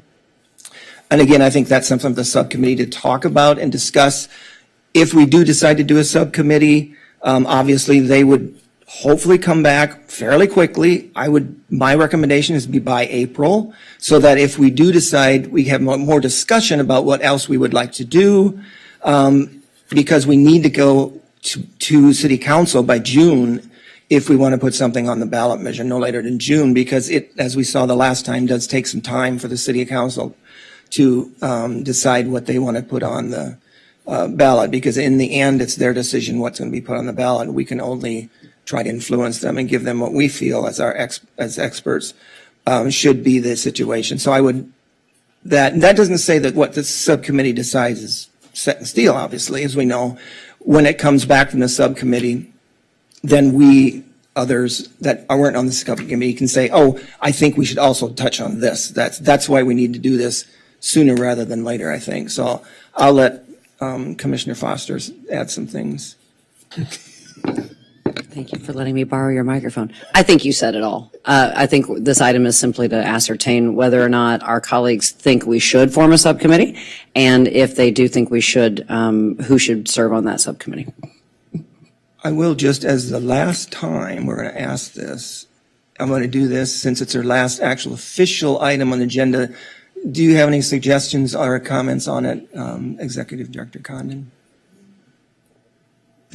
Well, I think in the past, this is the approach that the board took in terms of establishing a subcommittee to work with the staff and think about what the possibilities are. We also know that the city council had suggested that there potentially be some charter amendments, so we would want to look at those that had been proposed, or the subcommittee will want to look at those. So I think, as you said, the thing to do is to establish a subcommittee now and to start working with the staff and then bring it back, because the timeline is tight. Basically, you want to be sure that you have whatever proposals you have ready by June or mid-June, because the council will have to address them, and then they have to get it to the county no later than the beginning of August. So that's kind of the timeline that these charter amendments or these proposals are working under. So I think getting started now is a really good idea. Thank you. So, does anyone have any questions? Are you in the? I'm sorry. You can go first if you'd like. I just had a comment about what my feeling was for who I think should be on the subcommittee. Then I'll go ahead of you. I think that this is obviously something that's crucially important and that we want to talk through extensively. And I obviously understand the value of a subcommittee, having just done one with Commissioner Gwynn. My question is on this in particular. Obviously, this is so fundamental. So it's so important that we, as the rent control board, the city council, can't make these changes ourselves. It has to go before the voters, as we all know. So I guess my question is, what do you foresee being the true value of a subcommittee for this, where you have just two commissioners focused on it, as opposed to doing it more broadly with all of us? I think that's the problem. It becomes so broad that we could spend an unbelievable amount of time up here debating back and forth what we would like to see on it. And I think what it would entail is, I don't think we could do it within the scope of the monthly meetings. And we would end up having to have additional meetings to do this. And I don't know what the end game would be in that. And I think, like in a subcommittee, I think the subcommittees, whoever decides they're going to be the subcommittee, hopefully are knowledgeable enough and are understanding of what is possibly going to happen and is happening, that they'll know what we kind of want. And at least that, number one, they'll be able to speak more directly with staff to get some more back and forth legal things right there in front of them. Number two, I think there's a possibility they may want to speak with city council people, without, going beyond the Brown Act, obviously, to find out, to get some of their thoughts as well, because I don't think that, everything we say necessarily is going to get put through at the city council. We saw that before. And so I think that's a part of it. So I think it's just too burdensome for the group. That said, once we come back as a subcommittee, be ready, with what you think it's going to be, if you're not on the subcommittee, to, bring these things up, because that's why we have that couple more months to hash out other things that you may see that they didn't see. So I guess I just think it's just becomes too burdensome for a 5-member group to do in public. Yeah, I mean, I definitely agree when it comes to limiting those discussions to just our meetings. I guess, is there any reason that can't be done? Those conversations with staff, with city council members, et cetera, can't be done outside of public meetings without a subcommittee? No, because we'd be violating the Brown Act. Well, not together, but I mean, individual commissioners can. Because it all comes back to the board. It's my understanding that we couldn't do this as a group and then say, you go talk to somebody else, you go talk to somebody else, because that would violate the Brown Act. Not in a coordinated way. I guess my only concern is really just if there's a subcommittee established for those 3 commissioners who aren't on the subcommittee, what does their role become? You say come back ready, but can they still have those conversations with staff, with other city council members, with activists in the community? Oh, yeah, absolutely. Sure. Yeah, exactly. Yeah, so I guess I'm just struggling to understand. I think the important thing is that because this is such a fundamental element of our community and what we do here on the board, that all of us are engaged on this issue and in the development of what a recommendation becomes, and not just receiving work from the subcommittee and voting on it, but also developing it as it goes. Tracy, you want to speak? So, in having just served on the subcommittee, that took a significant amount of your time, and you and Lonnie were able to meet and talk about it and meet with staff and devote the time necessary. That's, I think, what is being looked for here is 2 people who will spend that initial time doing the investigation, talking with staff, maybe looking at other jurisdictions, whatever is required. But obviously, it's a board decision about what you recommend to the council. It's not a subcommittee, but the subcommittee is doing the background work. They're doing all of the legwork necessary to bring it forward. And as Commissioner Gwynn said, if the subcommittee brings back things for you to discuss and for you then to talk about and maybe give some more direction of what you think the subcommittee should be doing, and then they go back and they do some more work. But ultimately, it's a board decision about what you propose to the city council for potential charter amendments. Yes. Sure. I mean, as an answer. So in years past, what I've seen and been a part of is that unlike the one you just did, which was a little more straightforward, and we trusted the work that you did. It was pretty straight. It was limited to a narrow focus. This is a much broader focus, and there will be numerous public hearings. Stakeholders will ask for meetings, and this we will most likely add extra regular meetings, and we will have 2 and 3 hour long public hearings where we debate nothing but this, all 5 of us in the open with the public, with stakeholders, probably over and over before we decide what to finally send to council. So I think to assuage your concern, which is a valid one, tons of work will be done by the full body engaged with the public in the form of a public hearing or 2 or 3 before we finally resolve what to include. And I think the subcommittee is just to get the nitty gritty of what's possible and not possible, what's legal and not legal, what's smart and not smart before debating it all here on the public's time. Commissioner Ivanov. I just had a quick question for Tracy, because you've obviously been through a few election cycles at this point as executive director. Has the board ever approached this issue with ballot measures outside of a subcommittee structure? Has there ever been an alternative method, or has the board always approached this through a subcommittee? I think the usual approach has been with a subcommittee. There was a year where something came up very quickly. It had to be handled very, very quickly. So it came up at a board meeting, it was discussed, and that ultimately was proposed to the council. But that was a very limited thing, and it was very specific. Another jurisdiction had done it, so it was something that we were sort of following on. This is more open. Maybe ultimately there are no proposed changes, but I think a subcommittee is an effective way to do all the nitty-gritty work, look at some of the legal questions, as Commissioner Foster just said. So this has usually been the way in which the board has approached it with a subcommittee.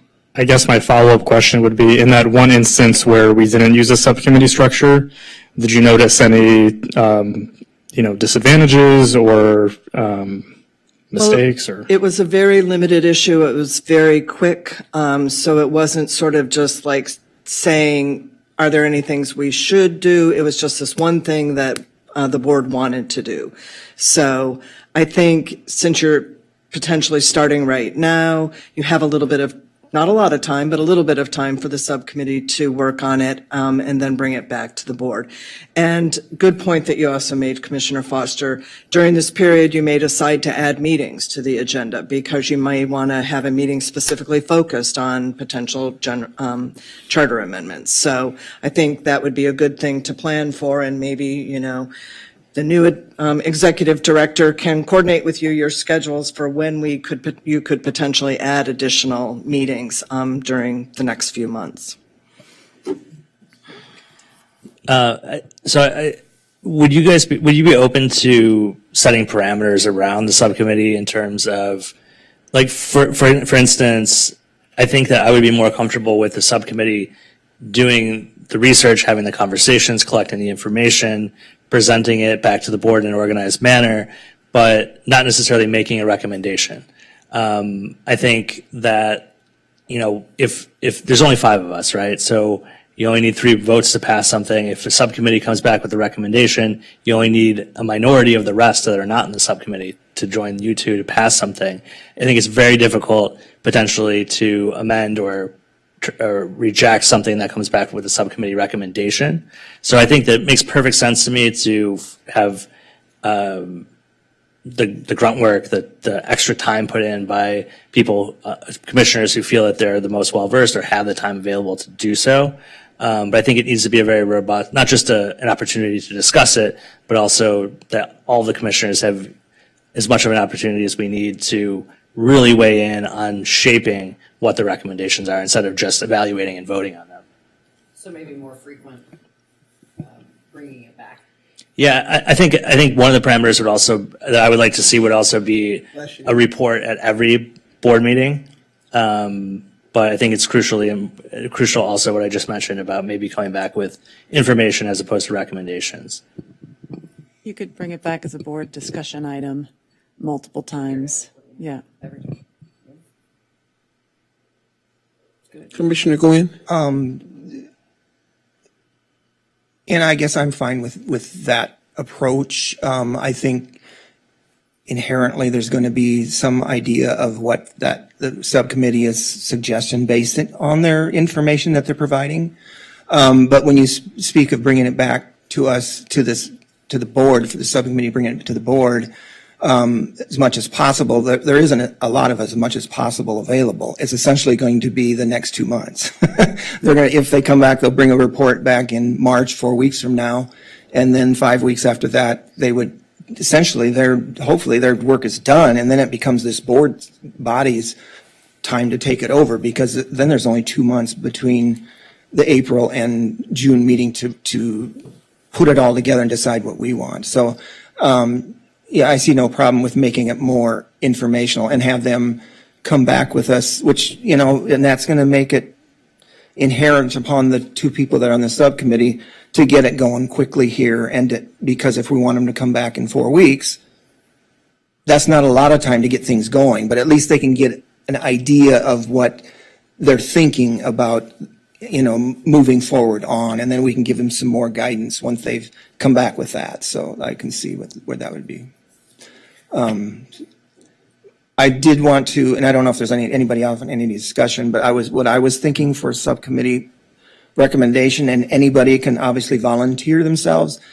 Obviously, I think Commissioner Foster should be on this subcommittee. I think it's a no-brainer because of her work in this and the knowledge that she has with the rent control law and the dealings with everything, the inner workings of it, what we've talked about before, what we might think of in the future. And so I think it's a no-brainer that she should be on the committee.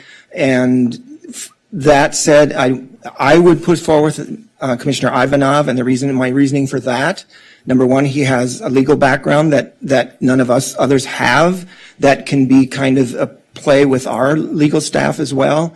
And also he brings, as both of you do as well, a new outlook from the outside, never having been on rent control before, to bring that in and what he's learned now to push that in as well, to give him that input. And he's the only one that hasn't been on a subcommittee as well. And I know this is big and that shouldn't be a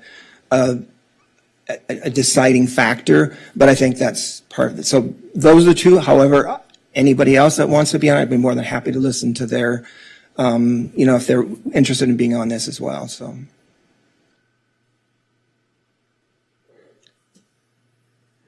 Is there any other commissioners that would like to be on this committee?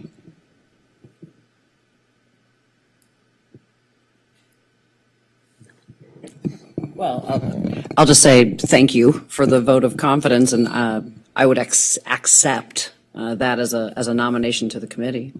Thank you. Commissioner Ivanov? Yes, I definitely would like to take this on, so. Thank you. Okay, moving on to our, Well, do we have consensus? should we take a vote? Just a voice vote? Voice vote? All those in favor? Well, were we all in agreement on the parameters that I discussed and that I think Lonnie agreed yeah. with those? Absolutely. Oh, yeah, I think so. Absolutely. I would agree with that in it falls down with that in principle, sure. And I think hearing your idea for the parameter for the first time, I think if you would allow us, maybe Commissioner Ivanov and I, maybe with Tracy's last day tomorrow, and maybe with John and Allison's time, maybe present something to you as to what that might look like, as quickly as we can. Present what? Exactly. The parameters, the timeline, for the extra return that you were asking. No. I think what, and please forgive me if I'm overstepping. Look, I think what Commissioner, Vice Chair Gronska was saying is that to bring it back is informational without recommendation. Oh, sure. Yeah, and I think regular, also the monthly updates at each board meeting. Yeah. Because I think if we're agreeing to form the subcommittee now, we need to understand what those parameters are. But Yeah, at a minimum, monthly reports between now and when we bring it back to the full body. Yeah, sure. Okay. Are we all in agreement with that by voice vote? Yes. Yes. Okay. Okay. Here's the part of the meeting we don't like. Moving on to item 12C, thank you to retiring Executive Director Tracy Condon. And before we get on our portion of it, I'd like to have our speakers speak first. Connor Place. Am I pronouncing your name correctly? Place, okay. Thank you. Good evening, everybody. I'm Connor. I'm here representing Senator Ben Allen, our state senator. As a Santa Monica local and long-term supporter of rent control, he regrets that he couldn't be here tonight. So I'm here on his behalf to appreciate the outstanding career of Ms. Tracy Condon, your executive director. She's been with the Rent Control Board for 37 years, during which time she's helped the residents of Santa Monica navigate through natural disasters, recessions, and pandemics, and worked hard to foster a spirit of cooperation, compromise, and fairness between landlords and tenants. We're sorry to lose your irreplaceable experience and connections to the community, but we do hope that you will enjoy your retirement and wish you success in all of your future endeavors. And I'd like to present you with this certificate.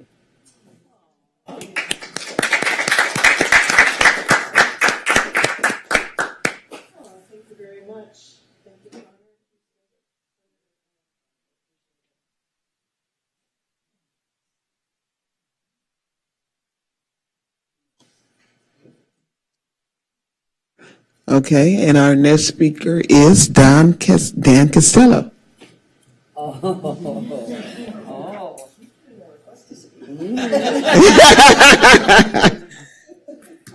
Good evening, commissioners and Executive Director Condon.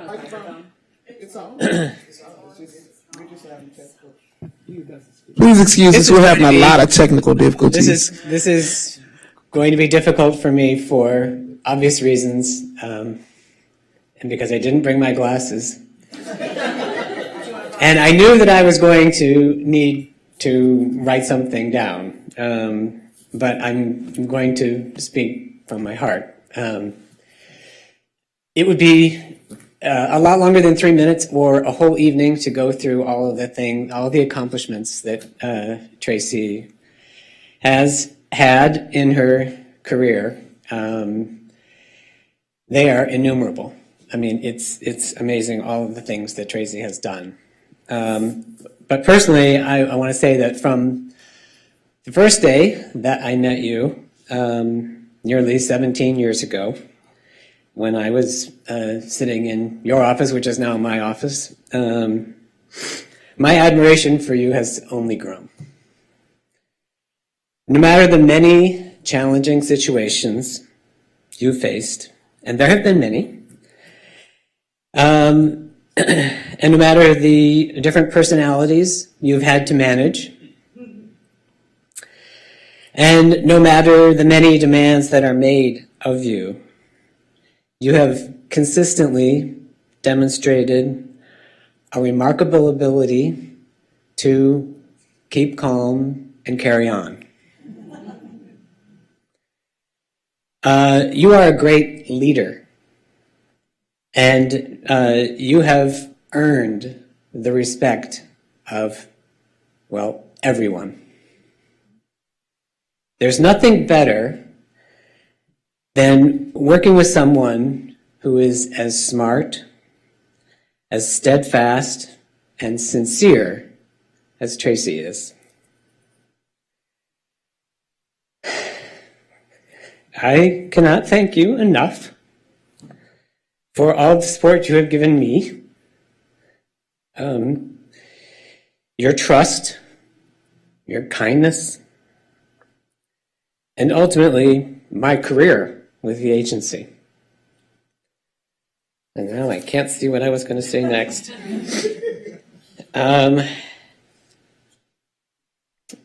You are truly a very special person, and you are special to me. And I wish you the most fun in retirement.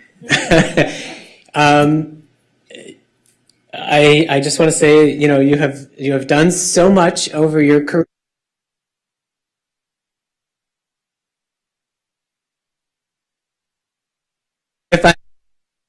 And that is check.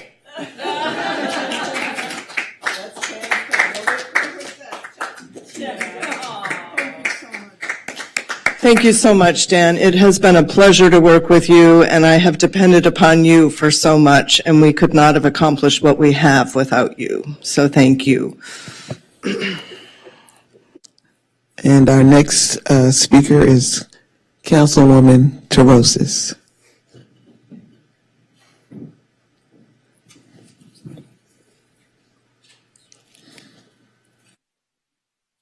Do you want me to read it? Okay.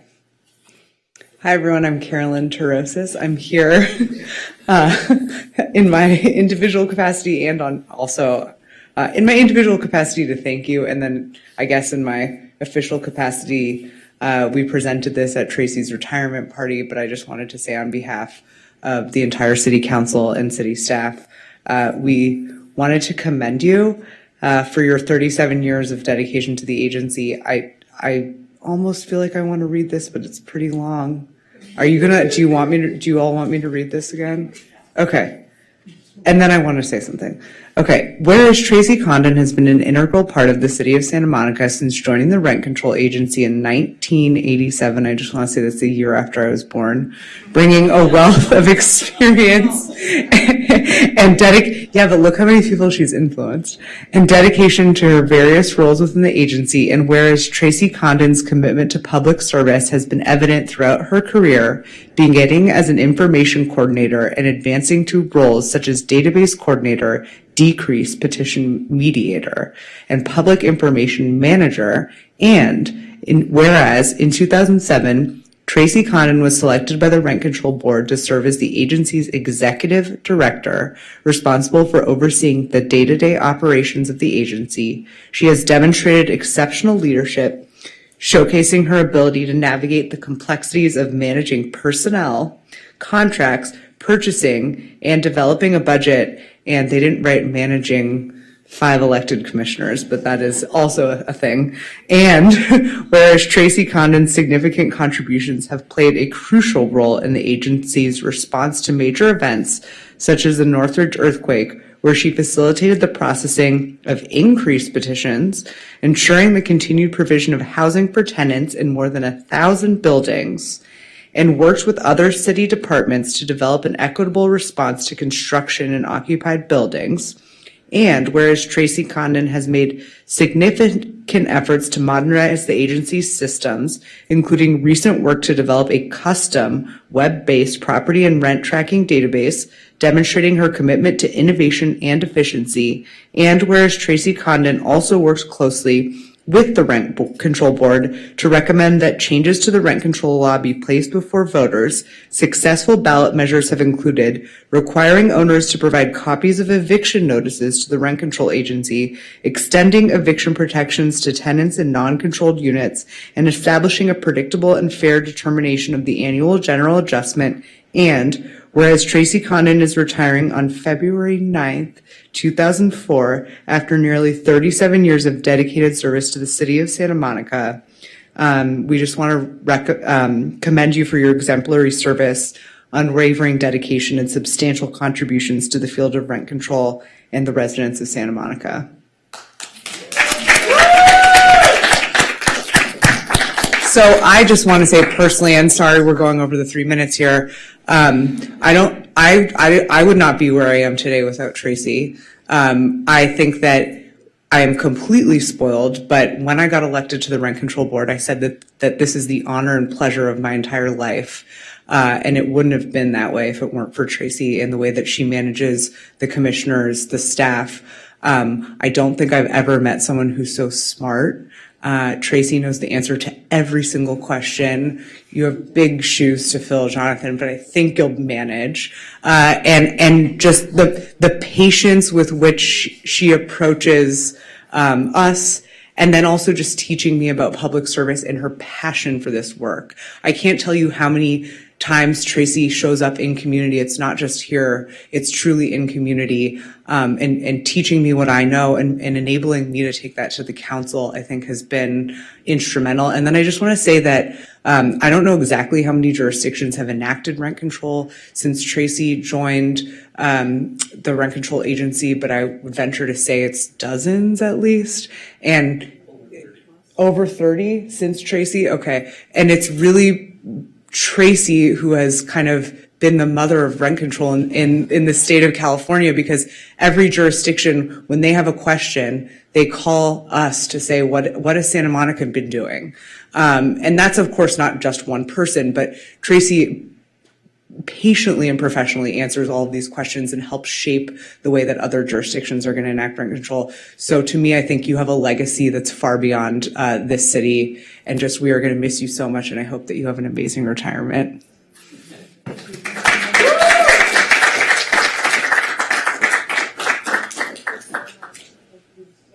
Congratulations, we're so proud of you.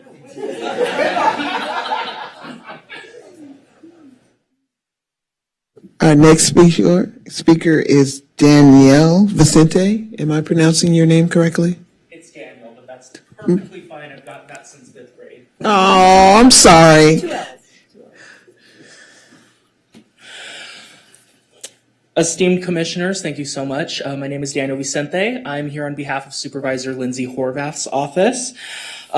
She regrets that she was unfortunately unable to be here tonight, though I did bring a small token of appreciation. Executive Director, the work that you have dedicated your life to has not gone without notice from the citizens of Santa Monica, the County of Los Angeles, or Supervisor Horvath, who I do want to point out is the first renter on the Board of Supervisors, so trust me, it has not gone without notice.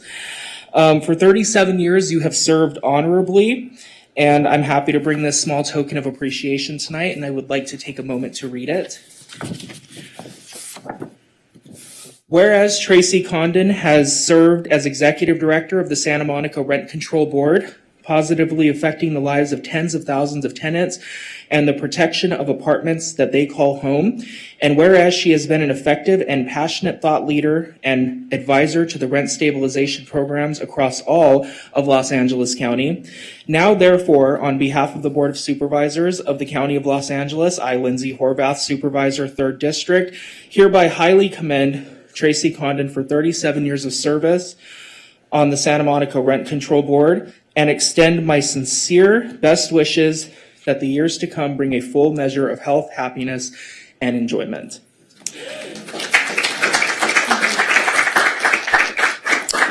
Regarding retirement, I believe it was Mr. Rogers who said, oftentimes when you think you're at the end of something, you're actually at the beginning of something else.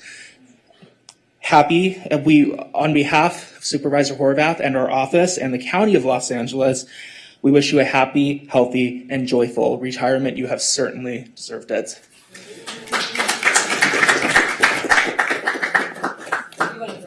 Of course.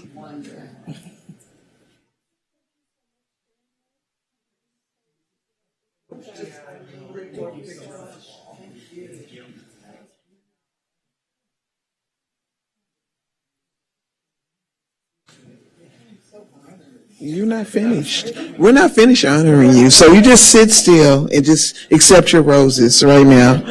Mr. Zane is our next speaker.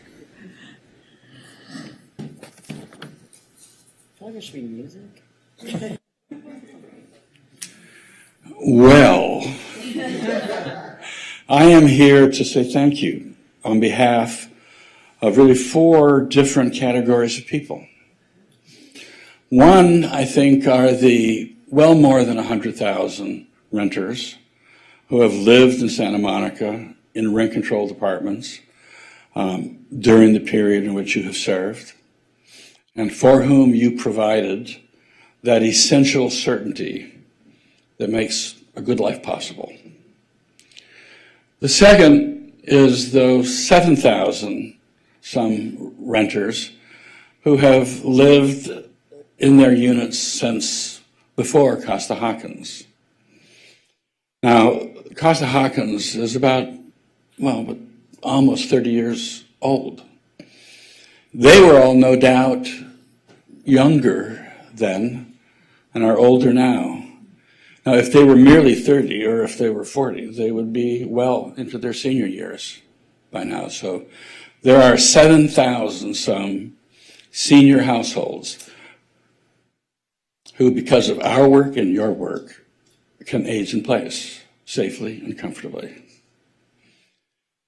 The third group of people I want to say thank you for is the leaders of Santa Monicans for Renters' Rights, who, both current and past, who have relied upon you to translate our political efforts into a real system that works for the people and creates for all of them the confidence that government can work, that rent control can work, and indeed, it's a good idea.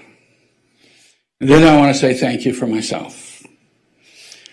I thought about using the word 40 here a little bit because you've almost been here 40, and it was about 45 years ago when we started organizing the rent control campaigns.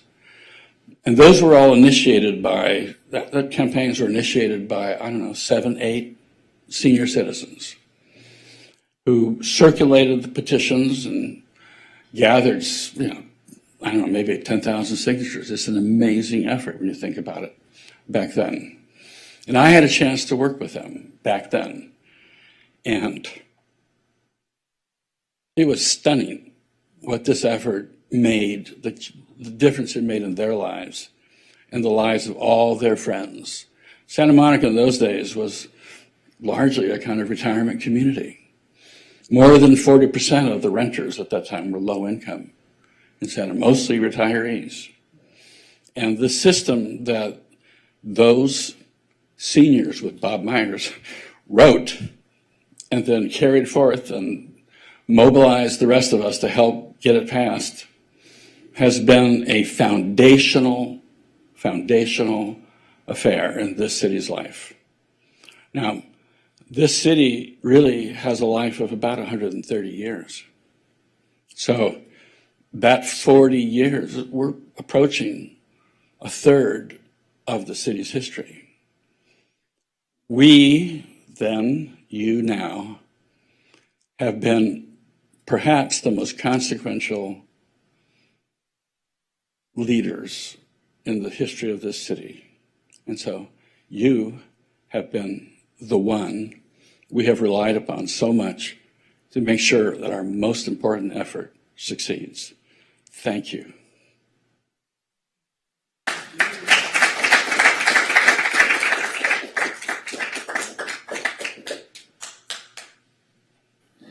Our next speaker is Janice.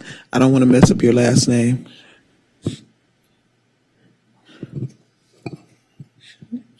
It's Janice Schnittman, and yes, you should pronounce that very carefully, or don't try. I'm like, ooh, this is dangerous here. So, with your indulgence, I'm going to ask Tracy to stand up for a minute, just right there. And can you just turn around real quickly? So now we can see that it's true that not all heroes wear capes.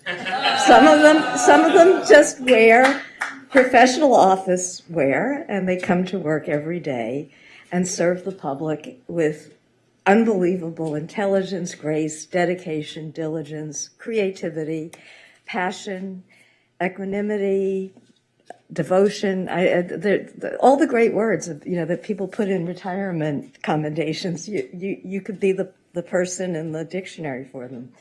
I think I fall into at least three of those categories that Denny mentioned. If I can have enough hubris to say that I was a bit of a leader in SMER from having been on the steering committee for years. But more important, I was a renter for close to 40 years in the city. And I guess now a senior renter with the ability, like the 70% of Santa Monicans who are renters, to have the security and the ability to participate in the polity that some people think that, we have to encourage home ownership because those are the people at the stake in the community and they have the security and they're the ones that are invested and will participate in civic affairs. But we all do it because we have that security, and we have to thank you so much and just wish you all the happiness and joy that retirement that you've earned and that you deserve and that we all wish for you. And we thank you very much.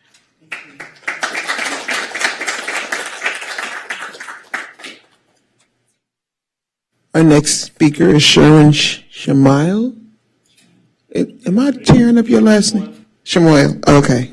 Sorry. No, you're good. Thank you, Chair Leslie.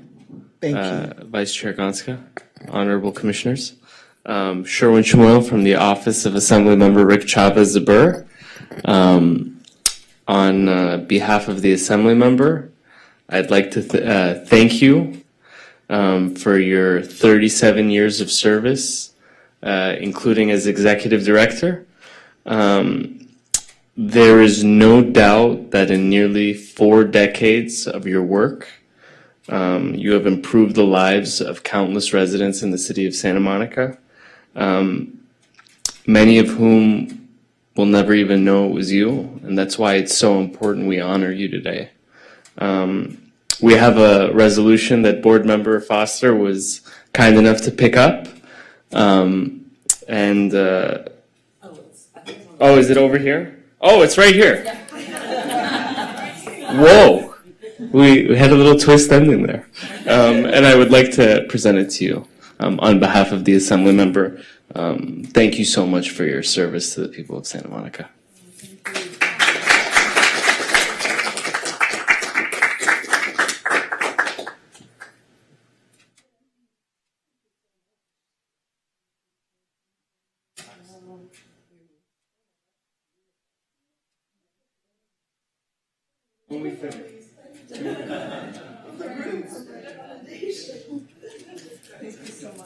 Absolutely.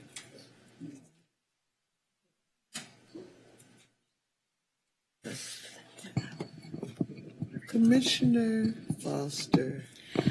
On behalf of Tony Vasquez, Board of Equalization member of the state of California, he also could not be here tonight. He had another an event, but he also wanted to thank you for your service. He's known you for a very long time.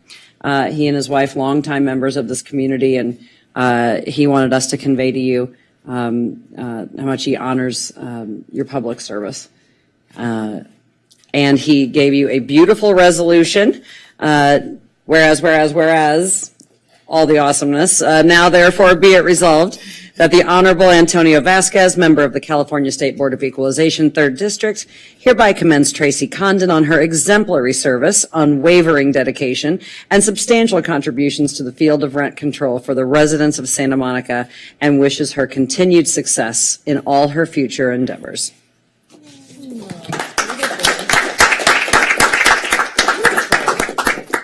Thank you so much to, what is the Board of Equalization? Board of Equalization. Commissioner Vasquez, or? I don't know. Yeah, well, thank you so much, Mr. Vasquez. So this is the last one?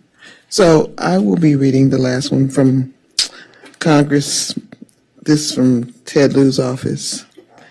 In honor and recognition of your 37 years of service as a Santa Monica Rent Board Executive Director, and with sincere appreciation for your dedication to strengthening tenant protections and rent stabilization for the Santa Monica community. This is a certificate of congressional recognition.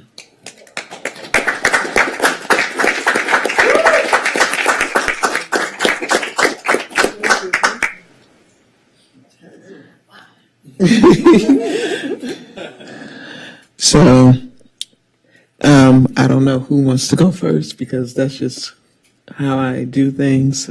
Commissioner Ivanov. So Tracy, ever since I stepped into this role from the very beginning, from orientation, I always, you were always there for me. And most importantly, I knew that you weren't just there for me as a professional, connection or network, but a personal friend as well. And you could tell that it was genuine. So I just want to say thank you for that. And everyone that's here today and all the proclamations that are being read is a testament to the impact that you've had on this city, and how amazing you are. So I hope you have an amazing retirement, and I hope you also won't be a stranger. I hope we'll still see you from time to time. So thank you for everything.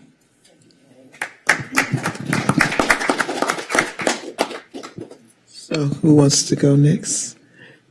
Commissioner Gwynn. First of all, I want to recognize our new executive director. I know it has to be intimidating these past few days to have to sit through this, but we hope that in another couple of decades that we can do this for you as well, so that you can go through this with us. So Tracy, going to try to get through this like Dan. I'm not sure why I'm so emotional, because this doesn't run into relationship, because of our friendship.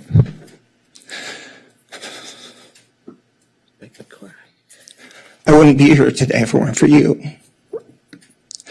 It was almost exactly 12 years ago today that you changed my life. I think everybody has moments in their lives with people that changes the trajectory of their futures. And for me, it was answering a call from you. And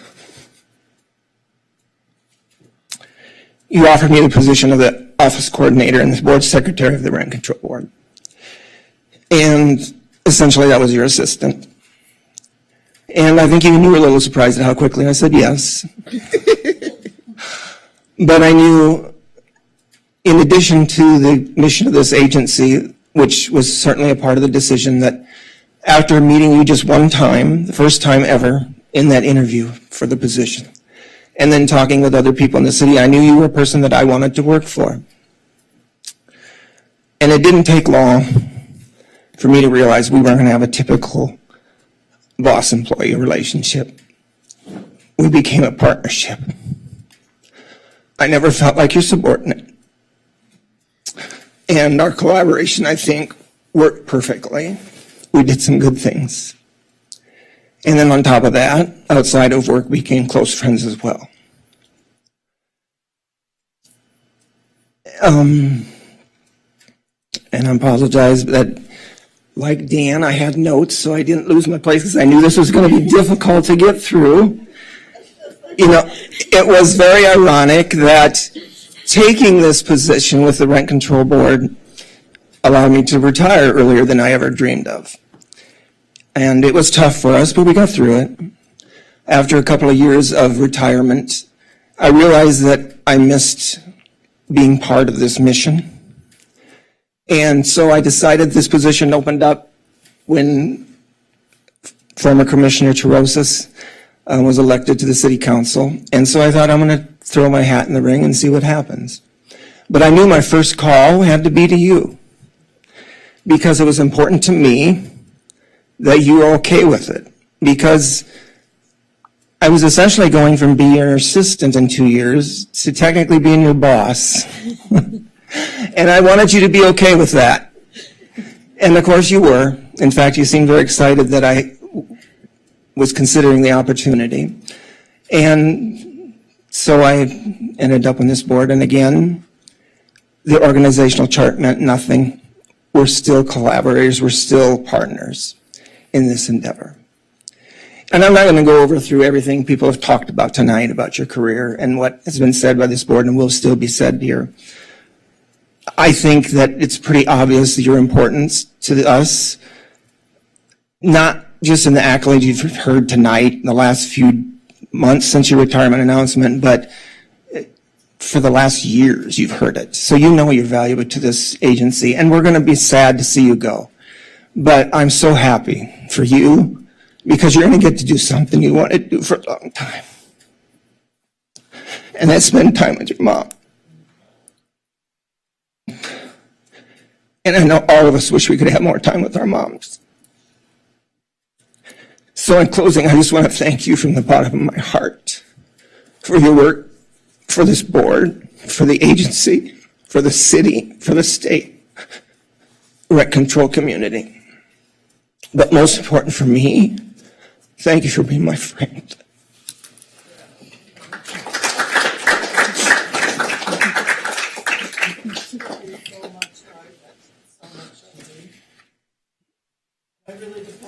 You were my right-hand person, no question about it. And we had a great partnership. Yes. And thank you for training your replacement so well that he has stepped into your shoes.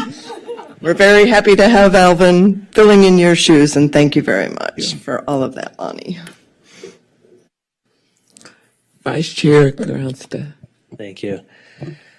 So that's really hard to follow, and I think it's hard to speak after so many people have said so many things that I don't want to repeat, but definitely want to echo, because it's clear to everyone listening tonight and everyone who knows you, everyone who's worked with you, how amazing you've been in all the different roles that you've filled with the Rent Control Agency. And I think it's one thing to show up every day and do the job. It's another thing to show up every day and do the job exceptionally well. And you've certainly done that based upon so many people who have talked here tonight and bear witness to that. But I think something that Dan mentioned, I really want to highlight, which is beyond all of the professional things that you've done at such a high level, you are an exceptional person. And I think everyone who's worked with you has witnessed that firsthand, because you don't just answer the question. You aren't just there for us to help us do our jobs, but you're there to hold our hand through it and to help us become wiser, not just to give information. And that has been tremendously helpful to me in my role here, but also to me as a person, growing as a person, even in the short period of time that we've worked together and known each other. But I hope while your professional work now is finished here, that we will continue to interact and to have conversations, and frankly ask you to help me continue to grow. So thank you for everything you've done and everything I'm sure you'll do for me and for the community going forward.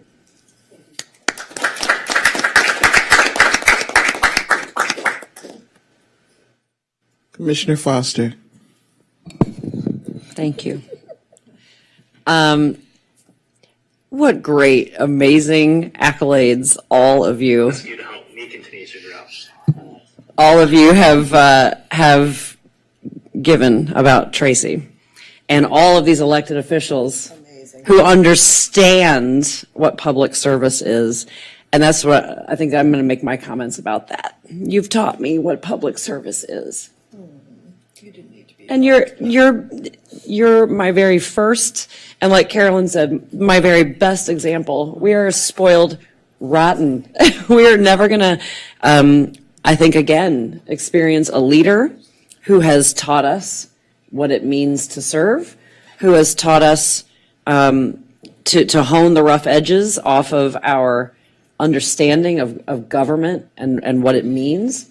I go around this city to friends who are not familiar with politics or government processes, and I talk about you. And I talk about what you've taught me, that what our job is, and it's only because of you. Like you said, every question, she's just this wealth of knowledge. She doesn't have to even think twice about it. She has this depth and breadth of experience upon which to draw, and just a genius. Like, she can think of things none of us thought. But I think the thing that stands out the most for a board member is that you take us armchair quarterbacks, us Monday morning quarterbacks who have other jobs, who have other responsibilities, and you make us better because Lord knows we're perfect already. None of us have ever given you a moment's pause about your career choice, ever. No, okay. You take our ignorance and you help turn it into brilliance for the people we serve. And it's all you. We bring cockamamie ideas, we make mistakes, and you and the staff fix it. You fix it. You make it better. And you enable us to do our job. And I just, 8 years ago tonight, this week was my very first rent board meeting. I was appointed when Ilsa Rosenstein retired early, and so I got to serve an extra 10 months before my term started. So I was a babe in the woods, and you taught me everything I know. So to honor you, I hope all of us who have served under Tracy's leadership can take the skills you've taught us forward to help other people. Thank you so much. Thank you. Oh.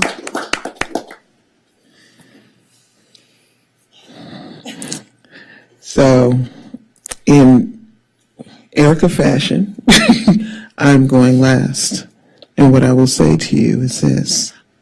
You are the second executive director to leave under my being on the board. You are as beloved as my other executive director, but I don't think she helped as many people as you did. You've been here 4 decades, almost 10 more years. We need 10 more years. I've never seen anybody so calm with the knowledge that you exude. Just, it's in your bloodstream. But I will not let you leave here this evening without issuing you a challenge. The challenge is, I need my list. I need my list. I need you to work as hard as you have for this agency for yourself and take time to have fun and enjoy life and breathe. Because life is not work. This is a passion for you, but I want you to be as passionate about having fun. This is the new chapter that I want you to thoroughly enjoy and be able to spend time with your mom as well. Thank you so much for your service. We got 2 more. Oh, thank you. Well, let's see if I can retain my composure, but this has been such an honor for me to work for the Rent Control Agency for the past 37 years. To serve in the public sector is a great honor. to do it at any level of government and to have all of these commendations from so many different people who are serving on behalf of the citizens of Santa Monica, including myself, is just amazing. I never could have imagined that that would happen. But to choose to serve the public at the local level, you really know that you're making a difference, you know. Thank you all for what you've said in terms of the number of lives that I've had the honor of touching. And that is absolutely true. There are, you know, 40,000 rent-controlled units, 30,000 rent-controlled units out there. There have been a lot of people who have lived in those units over the course of time. There are the property owners who own those buildings and make those units available for rent. And there are all of the staff members. There are the elected body. I've had the honor of working with so many great rent control board members who are so committed to serving the public and doing the political aspect of things. I'm not a politician. I'm an administrator. I found the right fit for me in terms of where I could serve the public. And as I started to say, to do it at the local level and see the impact that you have on people's lives is really a privilege. And I am so fortunate to have been able to do that. I came to the city through, I told this story, but I answered an advertisement in the LA Times for an information coordinator, and I had just received a master's degree from Syracuse University in Information Resources Management. So I thought, well, that's interesting. Let me go see what this is about. So in February of 1987, I went to a rent board meeting, and it was a very lively meeting, and I thought, this is something I'm really interested in. Let me check this out. So I introduced myself to the administrator at the time, and he said, can you come in tomorrow to interview, because the Petrus Act had just passed and they had to certify rents on 30,000 units, so they needed people quickly. So I went in and I talked to BJ Mitchell, who was the public information manager at that time, and she said, can you start in 3 days? And I said, I sure can. And so I started, that was the beginning of 37 years, and who would have ever known that, that could happen. But it has been, without SMER, there would be no rent control law. There would have been no opportunity for me. So thank you, those forward-thinking. And it was a coalition of older people and younger people and labor. It really took everybody to pass the rent control law. It didn't succeed the first time they tried, but did not deter them. They came back again the second year and succeeded. And, that's the community that I was so honored, and I didn't know what I was stepping into, but now I know, and I'm so fortunate to have done that. The staff members who work for the Rent Control Board are so committed, and you've all given me accolades tonight, but I would be nothing without the team of people that we worked with. It is, they have, without exception, been so dedicated to the work that we do on behalf of the citizens of Santa Monica, and it's been my great honor to lead them for the last 17 years. I learned so much from all of them, and I knew that I could depend upon them to do what needed to be done. And I know that that will be true going forward as well. It's a great group. And I should have brought Jonathan up. Jonathan Holub is the new executive director, and Jonathan will, I'm sure, lead the agency. And I hope that he feels as fortunate as I do to have this opportunity, because I think it's the best job in the city of Santa Monica, and Jonathan now gets to step into it and work with the wonderful people that I've worked with over time. And I could not be, it's been such a rewarding career, and I will forever be thankful. I'm a resident of Santa Monica, so I'll continue to watch the rent board meetings and watch the city council meetings and pay attention to what's going on and be able to participate in the community in a different way. But I'm not going anywhere. I'll still be here and you'll see me. So thank you, everybody, and thank you for making this such a wonderful career for me. Thank you. Thank you, thank you.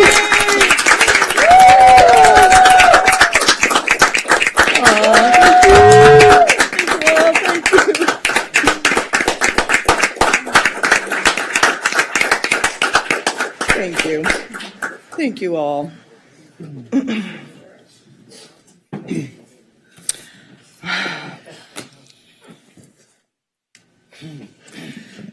So, after all these emotional sentiments, it's time to adjourn this meeting. I'd like to adjourn this meeting in honor or in memoriam and in honor of Black History Month to our first Rent Control Board Commissioner of African American descent. I'm sorry, Lacey. I'm sorry. Let me just gather myself for a second. I apologize because I'm a little tearful too. So, look, I didn't expect to start crying. Somebody started it. I'm going to say names. Lacey Good. Lacey Good was a very passionate and tenacious rent control advocate. And he served, hold on one second, because I'm trying to get all my data and stuff together. Give me a second. Tears never bode well for trying to, oh my goodness, speak and be tearful at the same time. Of course, I can't find anything up here now. Do you want me to look through the papers? Huh? No. I don't want you to look through the papers. You're going to make me cry more. He was a community activist committed to preserving affordable housing for all Santa Monica residents. He was also dedicated to improving and preserving the local quality of life. Lacey was elected to the Rent Control Board on November 3rd, 1992, and re-elected on November 5th, 1996. Lacey served as vice chair from October 1996 to February 1998, and chair from July 1999 to January 2000. And prior to joining the Rent Control Board, Lacey was chair of the Santa Monica College Personnel Commission, treasurer of the Bayside Development Corporation for 3rd Street Promenade, now currently known as DTSM, and a two-term board member of Local 660 AFL-CIO.